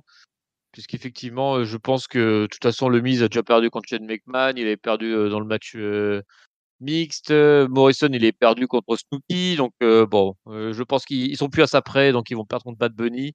Et à la limite, c'est pas plus mal qu'il y ait Priest avec Bad Bunny, au moins ça légitimera un peu plus la victoire. Parce que si ça avait été Bad Bunny qui gagne solo contre le Miz, là, ça m'aurait quand même piqué un petit peu, je vous avouerai. Ouais. Pour le spectacle, on va avoir 3 vrais catcheurs quand même dans le ring. Voilà, oui, je suis sûr que ça sera bien fait parce que pour le coup, j'ai l'impression que Bad Bunny, il travaille comme. Il fait attention à ce qu'il fait. Donc, j'ai bon espoir qu'il fasse un truc propre. Ouais, de l'optimisme, ce match. Allez, soyons optimistes. Restons optimistes avec un autre match entre deux non-catcheurs, puisque nous allons droit à un Steel Cage match dans lequel nous aurons une locomotive appelée Braun Strowman contre un fils de patron appelé Shane McMahon. Et donc, du coup, tonton, qui va s'imposer? Alors là, pour le coup, c'est plus sur Twitter, Johanna, elle nous a mis Shane, alors que Funky Webos, lui, il voit le Braun Strowman. Et sur le Discord de l'autre côté, pour notre ami Zigote, c'est Strowman aussi. Pour notre ami Kyria, c'est Strowman aussi. Pour Brazen Hero aussi. Pour Bébé, je l'ai déjà passé. Qui c'est qui me manque? Il me manque Samo 1985 qui nous dit Strowman également. Oh là là, Strowman est quand même en train de prendre largement la corde. Xtelsen, Braun Strowman également. Notre ami chroniqueur Raphaël Hier, Braun Strowman. Écoutez les amis, à part Bébélu, c'est du 100%, c'est du 90% Strowman. Et je vais rejoindre. J'ai un doute sur ce match-là, mais je vais rejoindre la team Strowman. Allez. Mais toi, Insider, tu rejoins quelle équipe? Alors, je crois bien qu'il n'y a pas d'équipe parce qu'il me semble que Bébélu sur Twitter nous a annoncé qu'elle changeait son prono pour. Elle avait commencé. Non, elle avait commencé. Elle avait mis Strowman et elle a annoncé qu'elle changeait et qu'elle mettait Shane. Ah, je crois que c'est l'inverse. Je crois bien que c'est l'inverse. Ah bah écoute. Rendez-vous sur Twitter pour voir ça.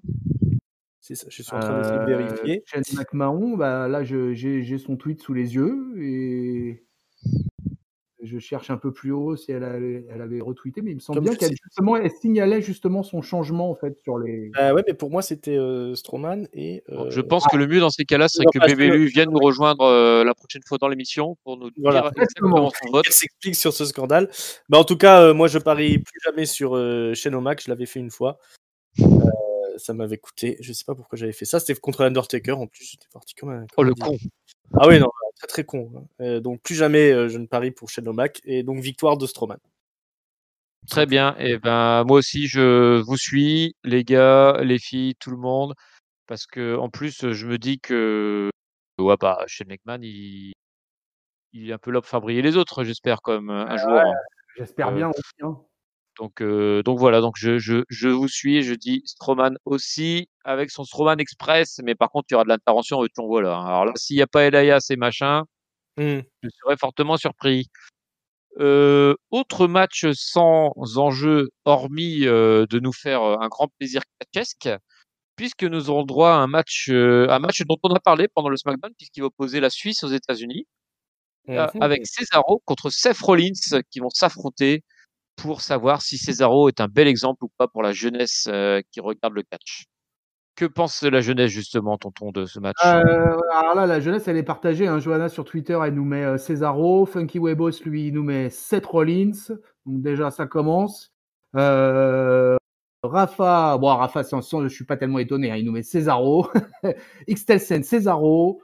Samo 1985, Cesaro. Brozen Hero, il nous met Seth Rollins. Kyrias, il nous met Cesaro. Et pour finir, l'ami Zigote qui nous met Seth Rollins. Donc c'est du 60-40 pour Cesaro. Et moi, je vais être Team Cesaro parce que j'attends un grand moment à WrestleMania. Même si je considère qu'il a eu des grands moments à WrestleMania en tag team. Je trouve que c'est souvent sous-évalué, ça, ce qu'il a fait, Cesaro, à WrestleMania en tag team. Mais là, voilà, j'espère que ça va être son moment en one-on-one. Le match qu'il attend face à un géant hein, du roster, hein, face à un Grand Slam champion. Si en plus Seth Rollins est dans l'état d'esprit de vendre notre ami Cesaro, bah, je pense que ça serait assez génial pour la suite de l'année 2021. Donc je vais être Team Cesaro. Très bien. Et toi, Ringside, tu es Team qui? Team Cesaro également. Il est temps qu'il ait sa victoire à WrestleMania. Seth Rollins est une saloperie, ne mérite pas de gagner, du moins dans cette histoire qui nous est contée. Et je confirme que Bébélu, elle a bien changé pour Braun Strowman. Hein. Ah ouais? Ah bah écoute, j'ai le truc sous les yeux. Un tweet qui m'a échappé dans les millions de tweets. Ah oui, on en reçoit tellement aussi. Ah oui. C'est pas si facile. Mais Cesaro. Cesaro, et ben Cesaro pour moi aussi, et d'autant plus convaincu suite à la promo là puante de Rollins de ce dernier SmackDown. Il mérite bien de se faire péter la gueule par un Cesaro qui aura sa première victoire solo de prestige à Mania dans son match. Donc ça sera bien pour lui. Bah continuons du coup parce que c'est pas fini, hein, mine de rien, parce que Ah non, il y a une sacrée carte. Hein. on n'arrête pas le progrès.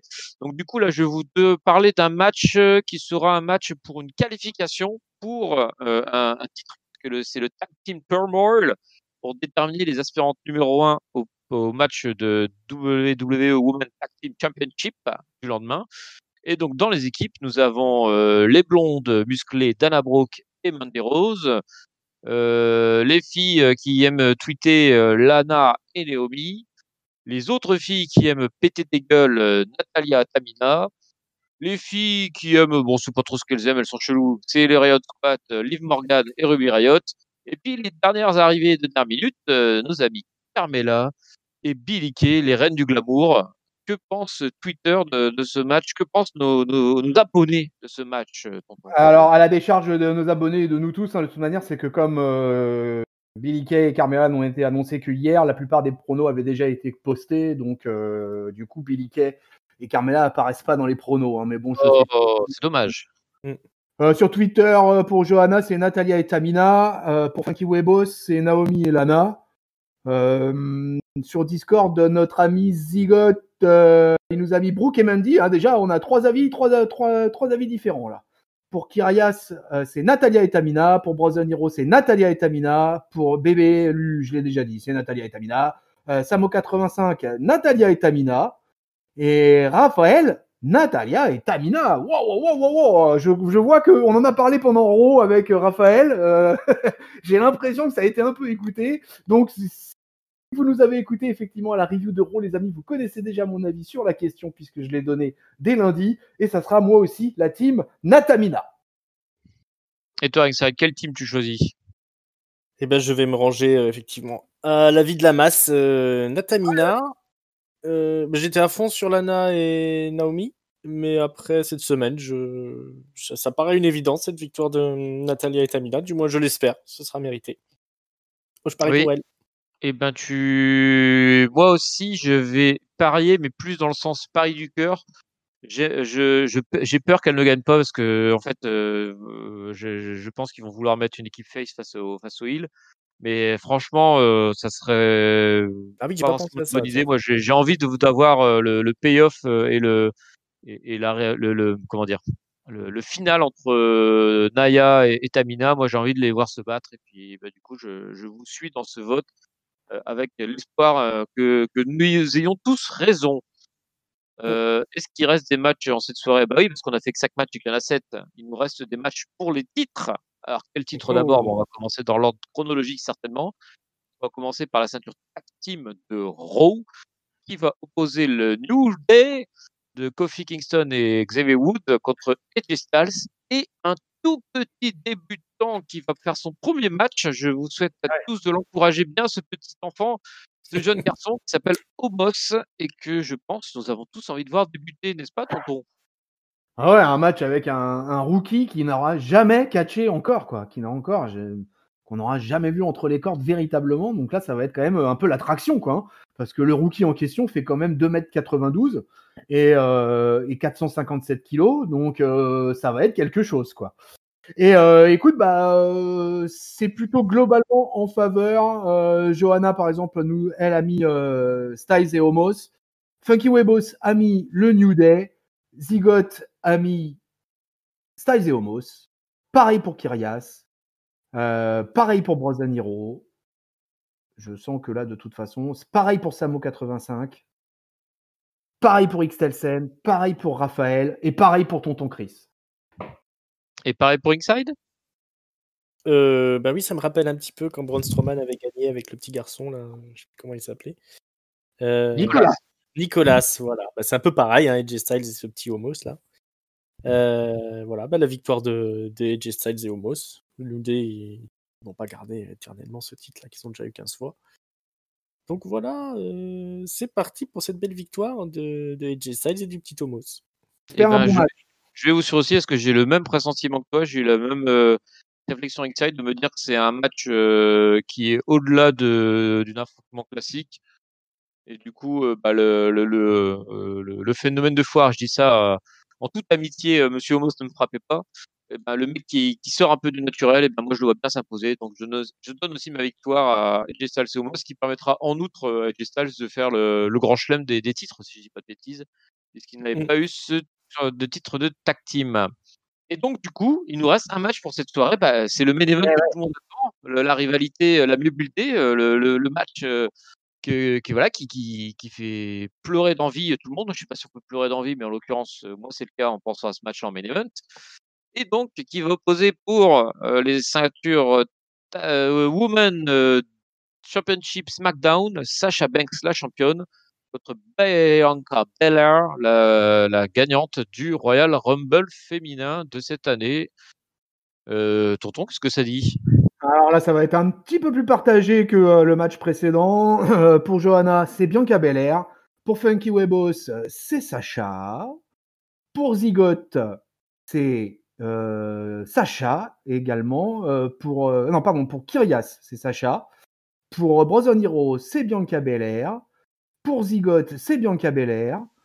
Pour Samo85, c'est Bianca Belair. Pour Xtelsen, c'est Bianca Belair. Et pour notre Raphaël hier national, c'est Bianca Belair également. Et je vais rejoindre la team Bianca Belair. Bianca Belair. Ouais, je suis d'accord. Bianca Belair. Ah ouais. Pourtant, j'aurais pensé que ton cœur aurait parlé là et que c'était Sacha qui allait remporter la mise.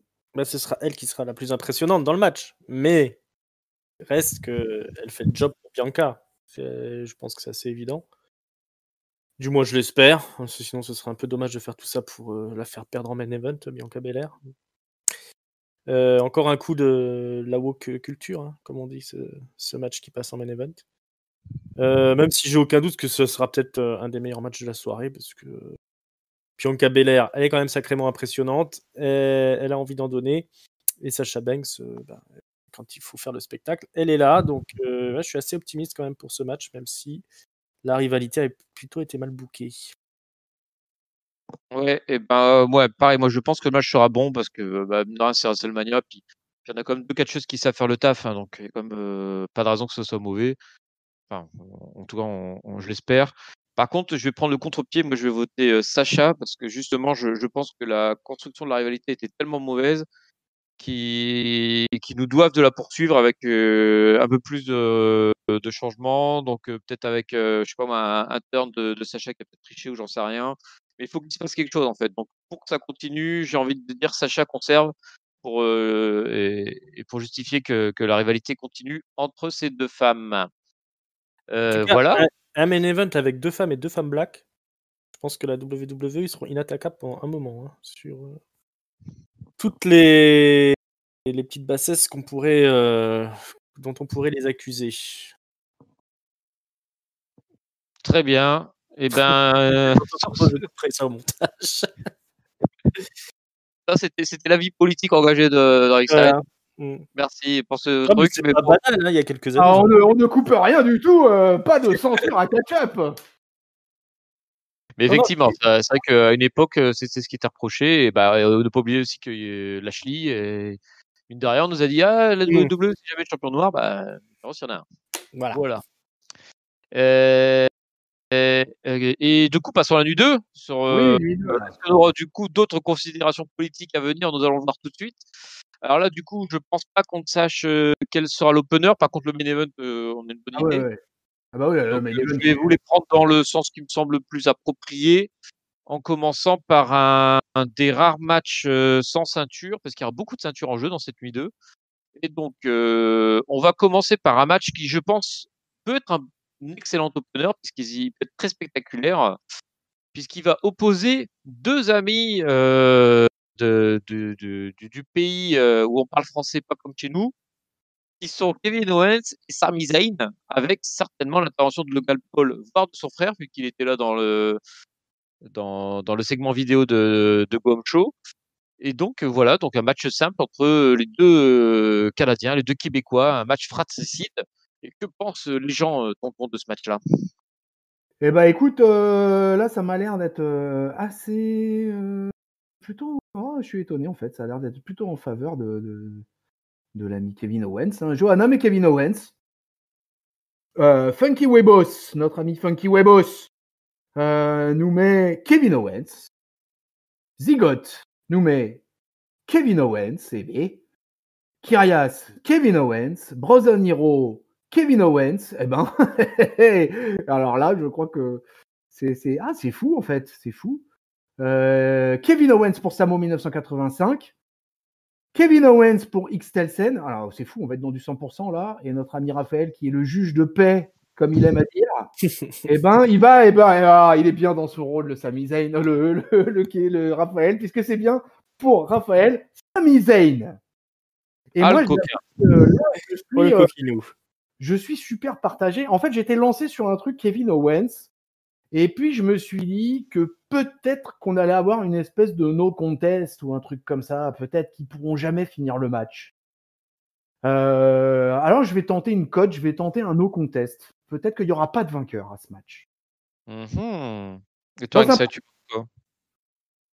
C'est tentant le non-contest.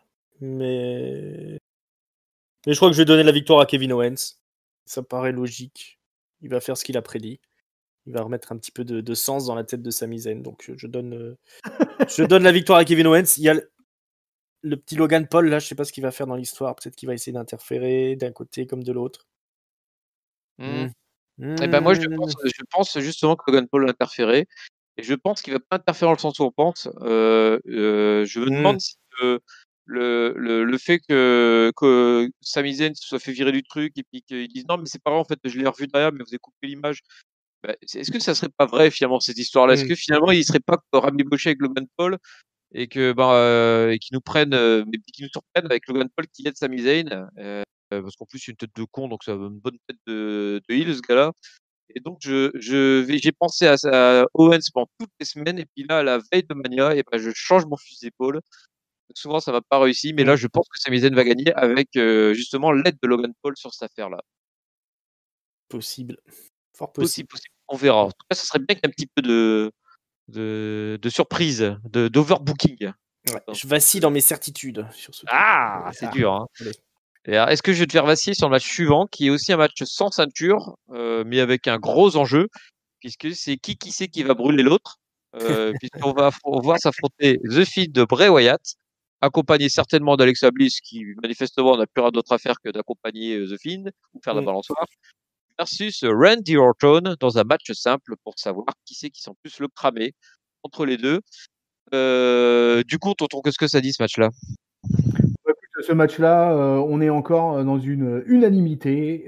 Et là, même notre ami Raphaël ne trouvera pas le moyen de faire le juge de paix, puisque 100% des votants ont donné The Fiend. Et je vais me joindre à la majorité écrasante en mettant le démon masqué là.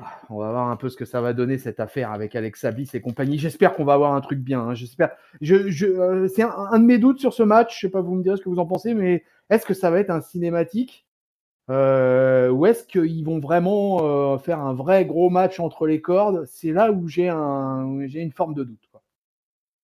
Un peu des Qu'est-ce deux. que tu en penses, Rinkside? Est-ce que tu as un doute? Est-ce que tu fais le 102% aussi? Un truc un peu bâtard, à moitié dans les cordes, à moitié à l'extérieur, avec des un peu enregistrés. Ouais, c'est ce qu'ils avaient déjà fait entre Orton et Bray Wyatt avec les lumières chelous, avec les, tu vois, et ça, franchement, ça n'avait pas été une réussite. Hein. Donc moi, j'ai envie que soit ils optent pour un truc complètement in-ring, ou alors complètement cinématique, mais pas un entre les deux, quoi. Pas un en même temps. Hein. Pas en même temps. Ça, on a un peu marre, ça. Hein. Je rigolerais quand même que ce soit Orton qui gagne. Ah, ça serait rigolo, hein, quand même. Ça serait savoureux. Hein. Mais non, je vais donner The Fiend. Mais non, franchement, même avec la meilleure volonté du monde, j'ai vraiment du mal à m'intéresser à ce truc-là. Donc, j'avais pourtant bien aimé l'Inferno match. Mais ouais, non, ça m'emballe pas. The Fiend, emballer, c'est peser. Oui, et ben je vais vous suivre pour le 103% une nouvelle fois, puisque effectivement, je vois pas ce que ça. Enfin, il y a déjà eu en plus cette opposition entre Orton et Wyatt à Mania. Et Orton avait déjà battu Wyatt, alors que le pauvre Wyatt, il a quand même beaucoup perdu à Mania, en fait, Wyatt. Et du coup, je pense que ça serait quand même bien qu'il engrange une série de victoires contre surtout des grosses têtes comme Cena et Orton. Donc, il a battu Cena l'an dernier. Cette année, il faut qu'il batte Orton pour redorer son blason. Et puis, ouais, j'espère aussi que ça sera mieux que ce que nous a servi les 4 derniers mois, là. Enfin, les 3 derniers plutôt. Et parce que moi j'avais aussi beaucoup aimé l'Inferno match et depuis c'est en pente douce mais ça descend. Bref, aussi haut ça monte, aussi bas ça descend. Voilà. Et donc du coup on va passer comme au match pour des titres. Ah ouais, là il y a plus que des matchs pour des titres là. Voilà. Et donc du coup je vais commencer par là j'ai un peu trop de choix.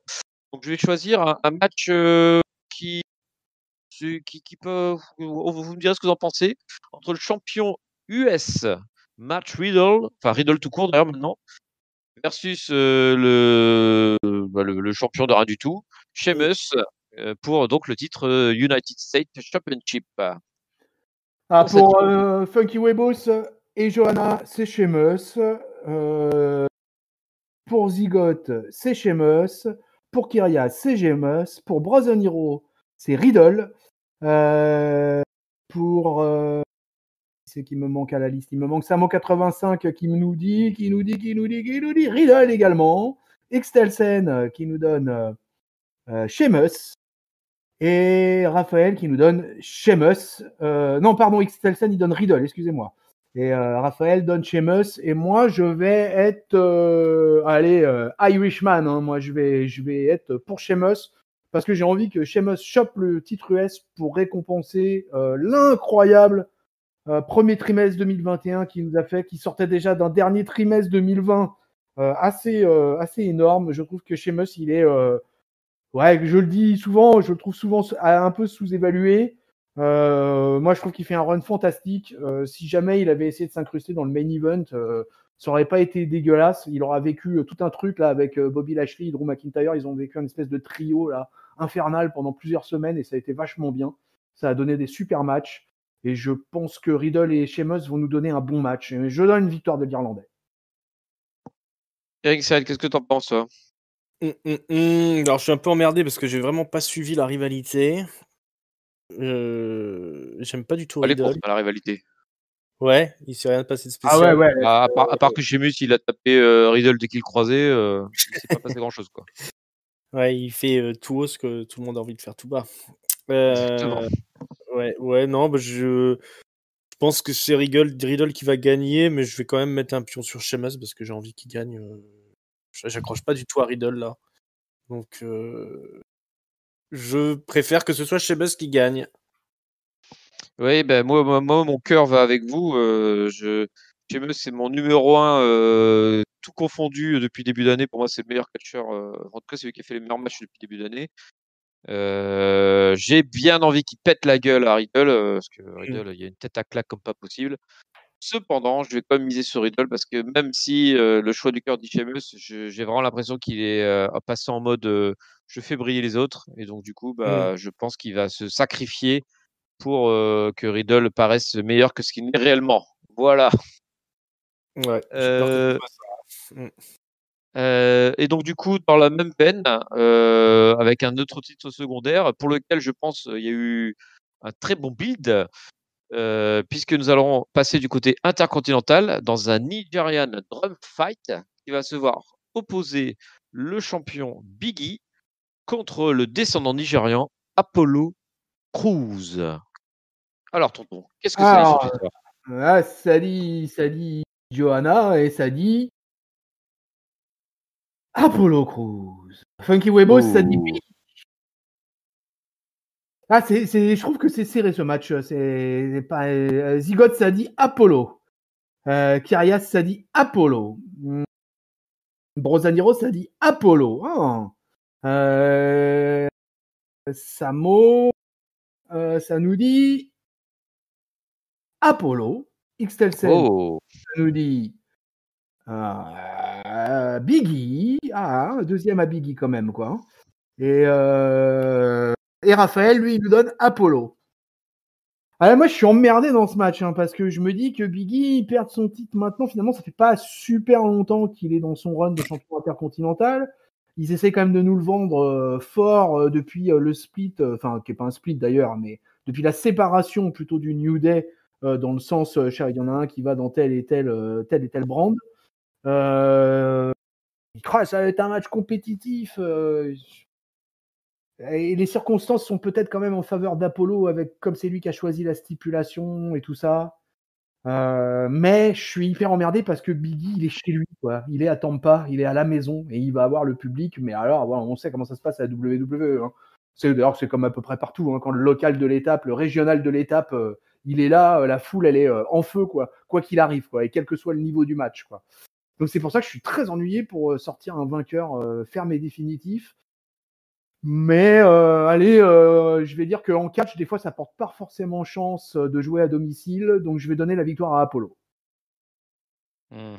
Et toi, Ringside, qu'est-ce que t'en penses? Alors, j'étais parti sur Apollo pendant longtemps. Mais à la dernière soirée de SmackDown, là, cette dernière promo de Biggie, j'ai envie de lui donner la victoire pour qu'il s'impose un peu plus dans le roster parce que je pense que s'il perd, ça risque d'être quand même catastrophique pour lui et que c'est pas le but d'enterrer Biggie. Je pense pas que cette rivalité, ça avait pour but d'enterrer Biggie. Je pense que Apollo Crews, il s'en sort très bien, il tire la couverture à lui, mais plutôt parce qu'il a enfin réussi à tirer son épingle du jeu et à profiter de ce qu'on lui donnait. Donc je vais donner la victoire à Biggie parce que pour moi, ce serait vraiment contre-productif de le faire perdre là, surtout à domicile. Même si effectivement, à la WWE, ils ont souvent l'habitude de les faire perdre à domicile. Je vois un beau losing effort d'Apollo, mais la victoire de Biggie. Ouais, et ben je vais te suivre sur 100% de ce que tu viens de dire, Ringside, puisque moi aussi j'étais persuadé que c'était Apollo qui gagnait parce que Biggie était totalement effacé dans la rivalité et totalement soumis. Mmh. Apollo tirait la couverture, tirait la couverture, tirait la couverture. Hop. Et vendredi, et dans ce SmackDown, et ben, Biggie a rattrapé le petit coin de couverture pour réussir à défendre un peu son titre. Et moi, j'ai été convaincu par sa promo. Comme quoi, hein, parfois, il suffit juste Mmh. de certains mots bien trouvés pour retourner l'affaire. Et donc, je pense aussi que pour que Biggie se lance définitivement, bah, une victoire en solo à Mania, ça ferait du bien, quoi, ça, à son nouveau personnage. Donc voilà, on va passer au dernier match pour des ceintures secondaires. Alors un match pour lequel je pense qu'on aura du mal à avoir des pronos, mais on va le tenter quand même, puisqu'il va opposer Nia Jax et Shayna Baszler, les championnes tag team féminines, à To Be Determined, puisque ça sera en fonction du match de la veille, le Tornado match. Donc du coup, on le pronostique quand même, Tonton, Ouais, qu'est-ce que tu ouais, dis, toi? il y a eu des pronostics. Hein, il y a eu des Ah bah pronostics. vas-y, alors vas-y. Johanna a mis Natalia et Tamina. Funky Webos, il nous a mis Jax et Baszler. Zigot nous a mis Brooke et Mendy face à Baszler Jax. Kyrias nous a mis Natalia et Tamina. Brosaniro nous a mis Natalia et Tamina. Ah non, tu vois, tout le monde avait quasiment donné son truc. Quoi. Nuit 2, D'accord. Natalia et Tamina pour Samo. Naomi et Lana pour Xtelsen. Natalia Tamina pour Raphaël Yeah. Et pour Tonton Chris, ça sera Natamina. Je reste sur ce qu'on a dit pendant la review de SmackDown. Voilà, je reste fidèle aux deux vétérans. Et donc, je donne Natalia Tamina qui gagne les titres par équipe féminin. D'accord. Et toi, Ringside, es-tu fidèle? Moi, je donne la victoire à Carmella et Billie. Non, bah non, ça va pas. Bah non, Non, tu les as fait perdre la veille. ah ouais, ouais. Là, c'est un problème. Mais c'est ma victoire de cœur. Non, bah Natalia Tamina, ça me va bien. Ouais, et ben moi je vais lâcher, je ne suis pas fidèle, je vais lâcher Natalia Tamina.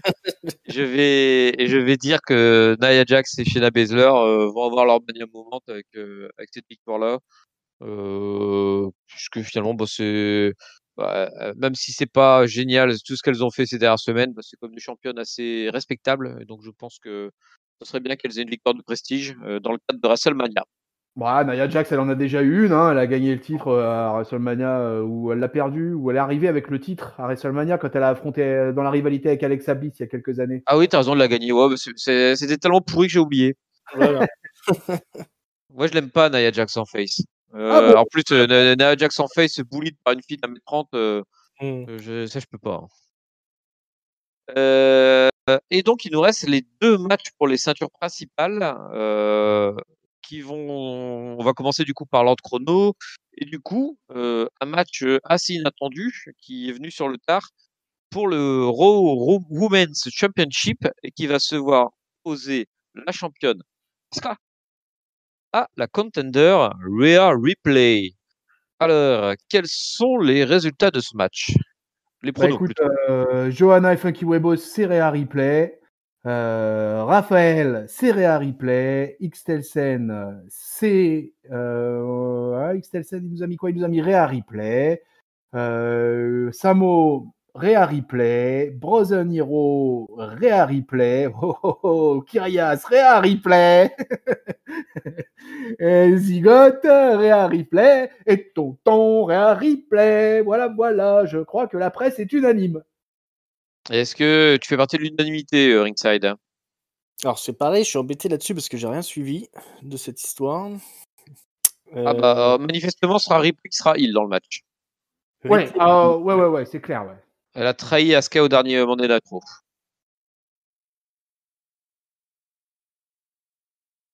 Allez,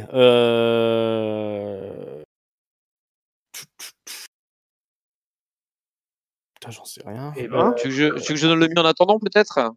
Non, non, écoute, allez, je vais donner à Rhea Ripley comme tout le monde, mais je sais pas, ce serait bien d'avoir une double défaite de Rhea Ripley, Asuka qui conserve le titre, mais j'ai l'impression qu'ils ont pas de projet pour Asuka, donc allez pour Rhea Ripley. Ouais, et ben moi, sincèrement, jusqu'au dernier Monday Night Raw, Je pensais que Ripley allait perdre 2 fois de suite parce que je la trouvais qu'elle était potentiellement heal, mais qu'elle osait pas passer le cap. Et je me suis dit, bah, une bonne défaite, ça lui ferait passer le cap. Là, le fait qu'elle soit passée heal juste avant, je vais tiens, je vais essayer de tenter le coup de bluff et je vais tenter Asuka quand même. Pour simplement, tiens, qu'elle ait aussi une victoire un peu de prestige parce que j'ai pas l'impression qu'elle en a. Alors vous allez encore me dire que je me trompe, mais j'ai pas souvenir qu'elle en ait gagné autant de matchs que ça à Mania Asuka. Parce qu'elle a perdu l'an dernier en tag team, elle avait perdu contre Charlotte. Ouais. Donc voilà, je dirais Asuka, ça me ferait plaisir pour elle. Elle le mérite en plus, même si elle a fait une road to Monday toute pourrie, elle a fait quand même une année 2020 sympa, donc voilà, ça serait bien pour elle. Ouais, Bon, c'est de vrai toute qu'au façon, final, quelle que elle soit, mérite. quelle que soit la nana qui gagne dans ce match, moi je serais content, quoi. Donc, c'est C'est du vrai. win-win. Win-win. Et est-ce qu'on aura un win-win ou un 3e win dans ce dernier match qui sera un triple threat pour le titre universel de la WWE, qui va donc se voir s'affronter, plutôt, je vais réussir à mettre les mots dans l'ordre, le champion Roman Reigns, accompagné de Paul Heyman et certainement de Uso, versus le champion du Rumble, Edge, versus le champion de rien du tout, mais il s'est incrusté quand même, Daniel Bryan, donc pour le titre universel. Alors, quels sont les pronos pour cet ultime match?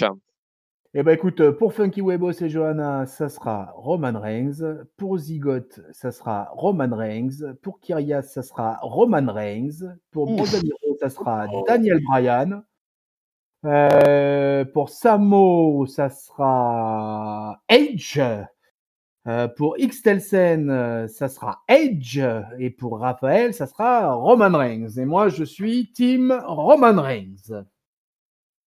Eh ben, je pensais que ce serait plus équilibré que ça, moi. Écrasante victoire de Roman Reigns. Et Alors, toi, Axel, du coup? juste pour précision, Oui. par exemple, je suis allé fouiller un peu chez nos collègues de la presse catch aujourd'hui sur certains sites comme Catch News, pour pas les citer, et tout ça, tu vois, c'était plutôt Edge qui était largement en tête. Hein. Donc, j'ai l'impression qu'à Catch Up, on veut se démarquer. Est-ce que tu te démarques, toi, Ringside? Ouais, moi je vais voter pour Daniel Bryan. Je vois pas Comme sinon. Brosadiro. Ouais, je vois pas pourquoi il l'aurait mis dans la rivalité si c'est pour pas le faire gagner. Et je pense qu'ils vont tenter de nous refaire le classique, qu'ils vont jouer la carte de la sûreté avec une victoire de Daniel Bryan et les Yes Chant. Le Edge, il a vrillé, il est devenu méchant, il mérite plus la victoire. Roman Reigns, il est temps qu'il perde. Et j'ai l'impression qu'ils ont rebuildé en quelques semaines Daniel Bryan pour en faire le main eventer et le top guy. En attendant que Roman Reigns reprenne son titre au bout d'un moment, parce que c'est quand même lui le patron au final. Enchaîner sur une rivalité avec Edge, ça me paraît logique. Voilà, je pars sur Daniel Bryan. Eh ben, alors moi, c'est possible que ce soit Bryan, mais c'est vraiment pas du tout mon souhait. J'ai vraiment pas eu C'est envie pas qu'ils en forcément fassent mon la souhait non redite plus. du Mania d'il y a quelques années, là. J'ai vraiment pas envie de voir ça. Et donc, du coup, je pense que je vais miser sur le fait que Del Bryan soit dans l'histoire pour prendre le pin, justement, et permettre à Roman de perdre le titre sans le perdre. Et donc, je vais miser sur Edge, même si, malheureusement, le Edge, depuis son retour, je trouve qu'il ne catche pas assez. Et donc, du coup, ça fera un champion qui ne catche pas, ça m'embêtera un peu. Mais bon, je vais rester sur cette idée-là de dire que Bryan est là pour le pin et que, du coup, autant que ce soit Edge qui prenne la ceinture et devienne le champion universal. Voilà, on arrive au bout. Ah, superbe. Superbe. Grosse carte. Ouais. Une des plus grosses reviews de l'histoire des SmackDown de Catch-Up. Ah bah, une review qui est plus longue que le show lui-même. Hein. C'est balèze. Ah, il fallait le faire, hein. Ça a été fait. Voilà, les pronos sont dits, la messe est dite. Il est temps de faire l'ultime auto-promo avant ce vrai WrestleMania. Hein, puisqu'on va de toute façon vous reviewer tout ça, donc on se retrouvera hein, pour les reviews de la nuit 1, de la nuit 2, très rapidement. On est sur YouTube, vous l'avez peut-être remarqué. Vous pouvez vous abonner si ce n'est pas déjà le cas, c'est totalement gratuit. Vous cliquez sur la petite cloche pour être averti dès qu'il y a une nouveauté qui sort. Hop, ça arrive tout de suite dans votre besace et vous pouvez écouter. On est aussi sur toutes les bonnes plateformes de podcast. Et là aussi, vous pouvez vous abonner, etc. C'est aussi totalement gratos. Vous nous retrouvez sur Twitter, c'est @catchupcdc. On est aussi sur Instagram. On est aussi sur Discord. Vous pouvez nous rejoindre. L'invitation est dans la description. On est sur Facebook aussi, croyez-le ou non. En gros, on est partout, hein, pour résumer cette histoire. Si vous nous voyez sur YouTube, pensez à nous mettre des likes. Hein, on veut une pluie de likes pour cette fête WrestleManiesque. Des commentaires, hein, n'hésitez pas à nous insulter dans les commentaires si ça vous chante, ou à nous soutenir. Voilà, je crois que j'ai fait le tour de la promo. Il me reste plus qu'à vous remercier, les amis. Mon bon tonton, merci beaucoup d'être venu. Ah, merci à toi, mon ignoble Ringside. C'était un plaisir de faire ce SmackDown Mania là pour ouvrir ce week-end de fou. Donc, j'étais ravi d'être avec toi et Papy pour commenter toute cette actualité. Et elle est chaude, cette actualité. Bah, j'espère, parce qu'on remet ça demain. Hein. Ouais. Papy, tu seras de la fête aussi, j'espère. En tout cas, très content que tu sois venu. Bah oui, merci de l'invitation Excite. Et puis effectivement, on se chauffe là. Dans quelques heures, ça va démarrer. Je sais pas ce que je vais faire la nuit ou pas. Je pense que beaucoup de nos auditeurs hésitent aussi. N'hésitez pas à le dire dans les commentaires, d'ailleurs, si vous pensez faire la nuit ou pas. Mais en tout cas, ça monte. Hein. Ah ouais, mais ça me travaille aussi, hein, parce que j'ai envie de regarder ça en direct. Ah, pareil, je suis dans le même truc. C'est parce que je me dis que d'un autre côté, je vais pas réussir à dormir. C'est ça. Alors, à 5h du matin ou 6h du matin, je vais être devant l'écran, alors que ça se trouve, ça sera même pas fini encore. Ouais. Mais je sais pas encore. Pour l'instant, j'ai pas encore décidé mon programme. Je crois que ça démarre à 2h, c'est ça, du matin, ou 1h Ouais, ça doit chez être nous. ça. Bah oui, sur le network, hein, je vous rappelle, les amis. Alors, j'ai compris que Jean Brassard n'est plus. Il n'y a plus de commentateurs français, peut-être, alors, du tout. Exactement, ouais, ils ont. Ouais. Ça, c'est la nouvelle de la semaine. On en a parlé pendant la session 2 de Takeover, mais oui, Brassard et Rougeau sont out de Peacock. Et ils vont donc installer une nouvelle paire francophone, apparemment, parce qu'il y aura une paire francophone. Ah, Mais quand même. ça n'a pas l'air de trop s'orienter du côté d'Ajus et Chéreau. Ben, ils sont pas sous contrat WWE, dernière nouvelle. Après, à voir, ce sera peut-être une surprise. Parce que je sais qu'Ajus, après ce que j'ai compris, s'entendait plutôt bien avec la direction de l'équipe qui, là, à l'époque, il travaillait directement avec la WWE. Donc, peut-être qu'il y a quelque chose qui se passe. Mais ben, après, sinon, si c'est une paire inédite, on verra bien. Je vais essayer de tester ça. Le problème, quand on regarde en live, c'est qu'il y a aussi souvent des problèmes techniques. Moi, j'ai souvent la connexion qui saute. Donc, je vais me le réserver pour le matin, au saut du lit.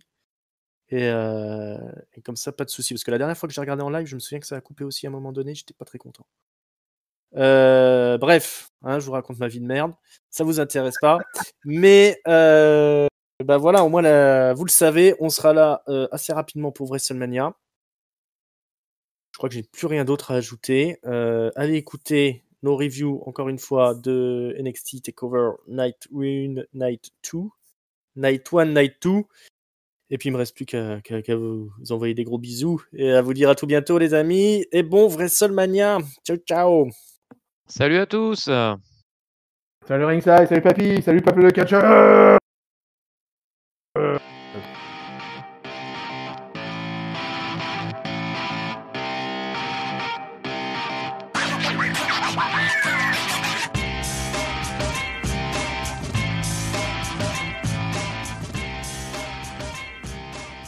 Ah, c'est bouillant, c'est chaud patate. Oh là là, j'en trempe d'excitation. J'en peux plus.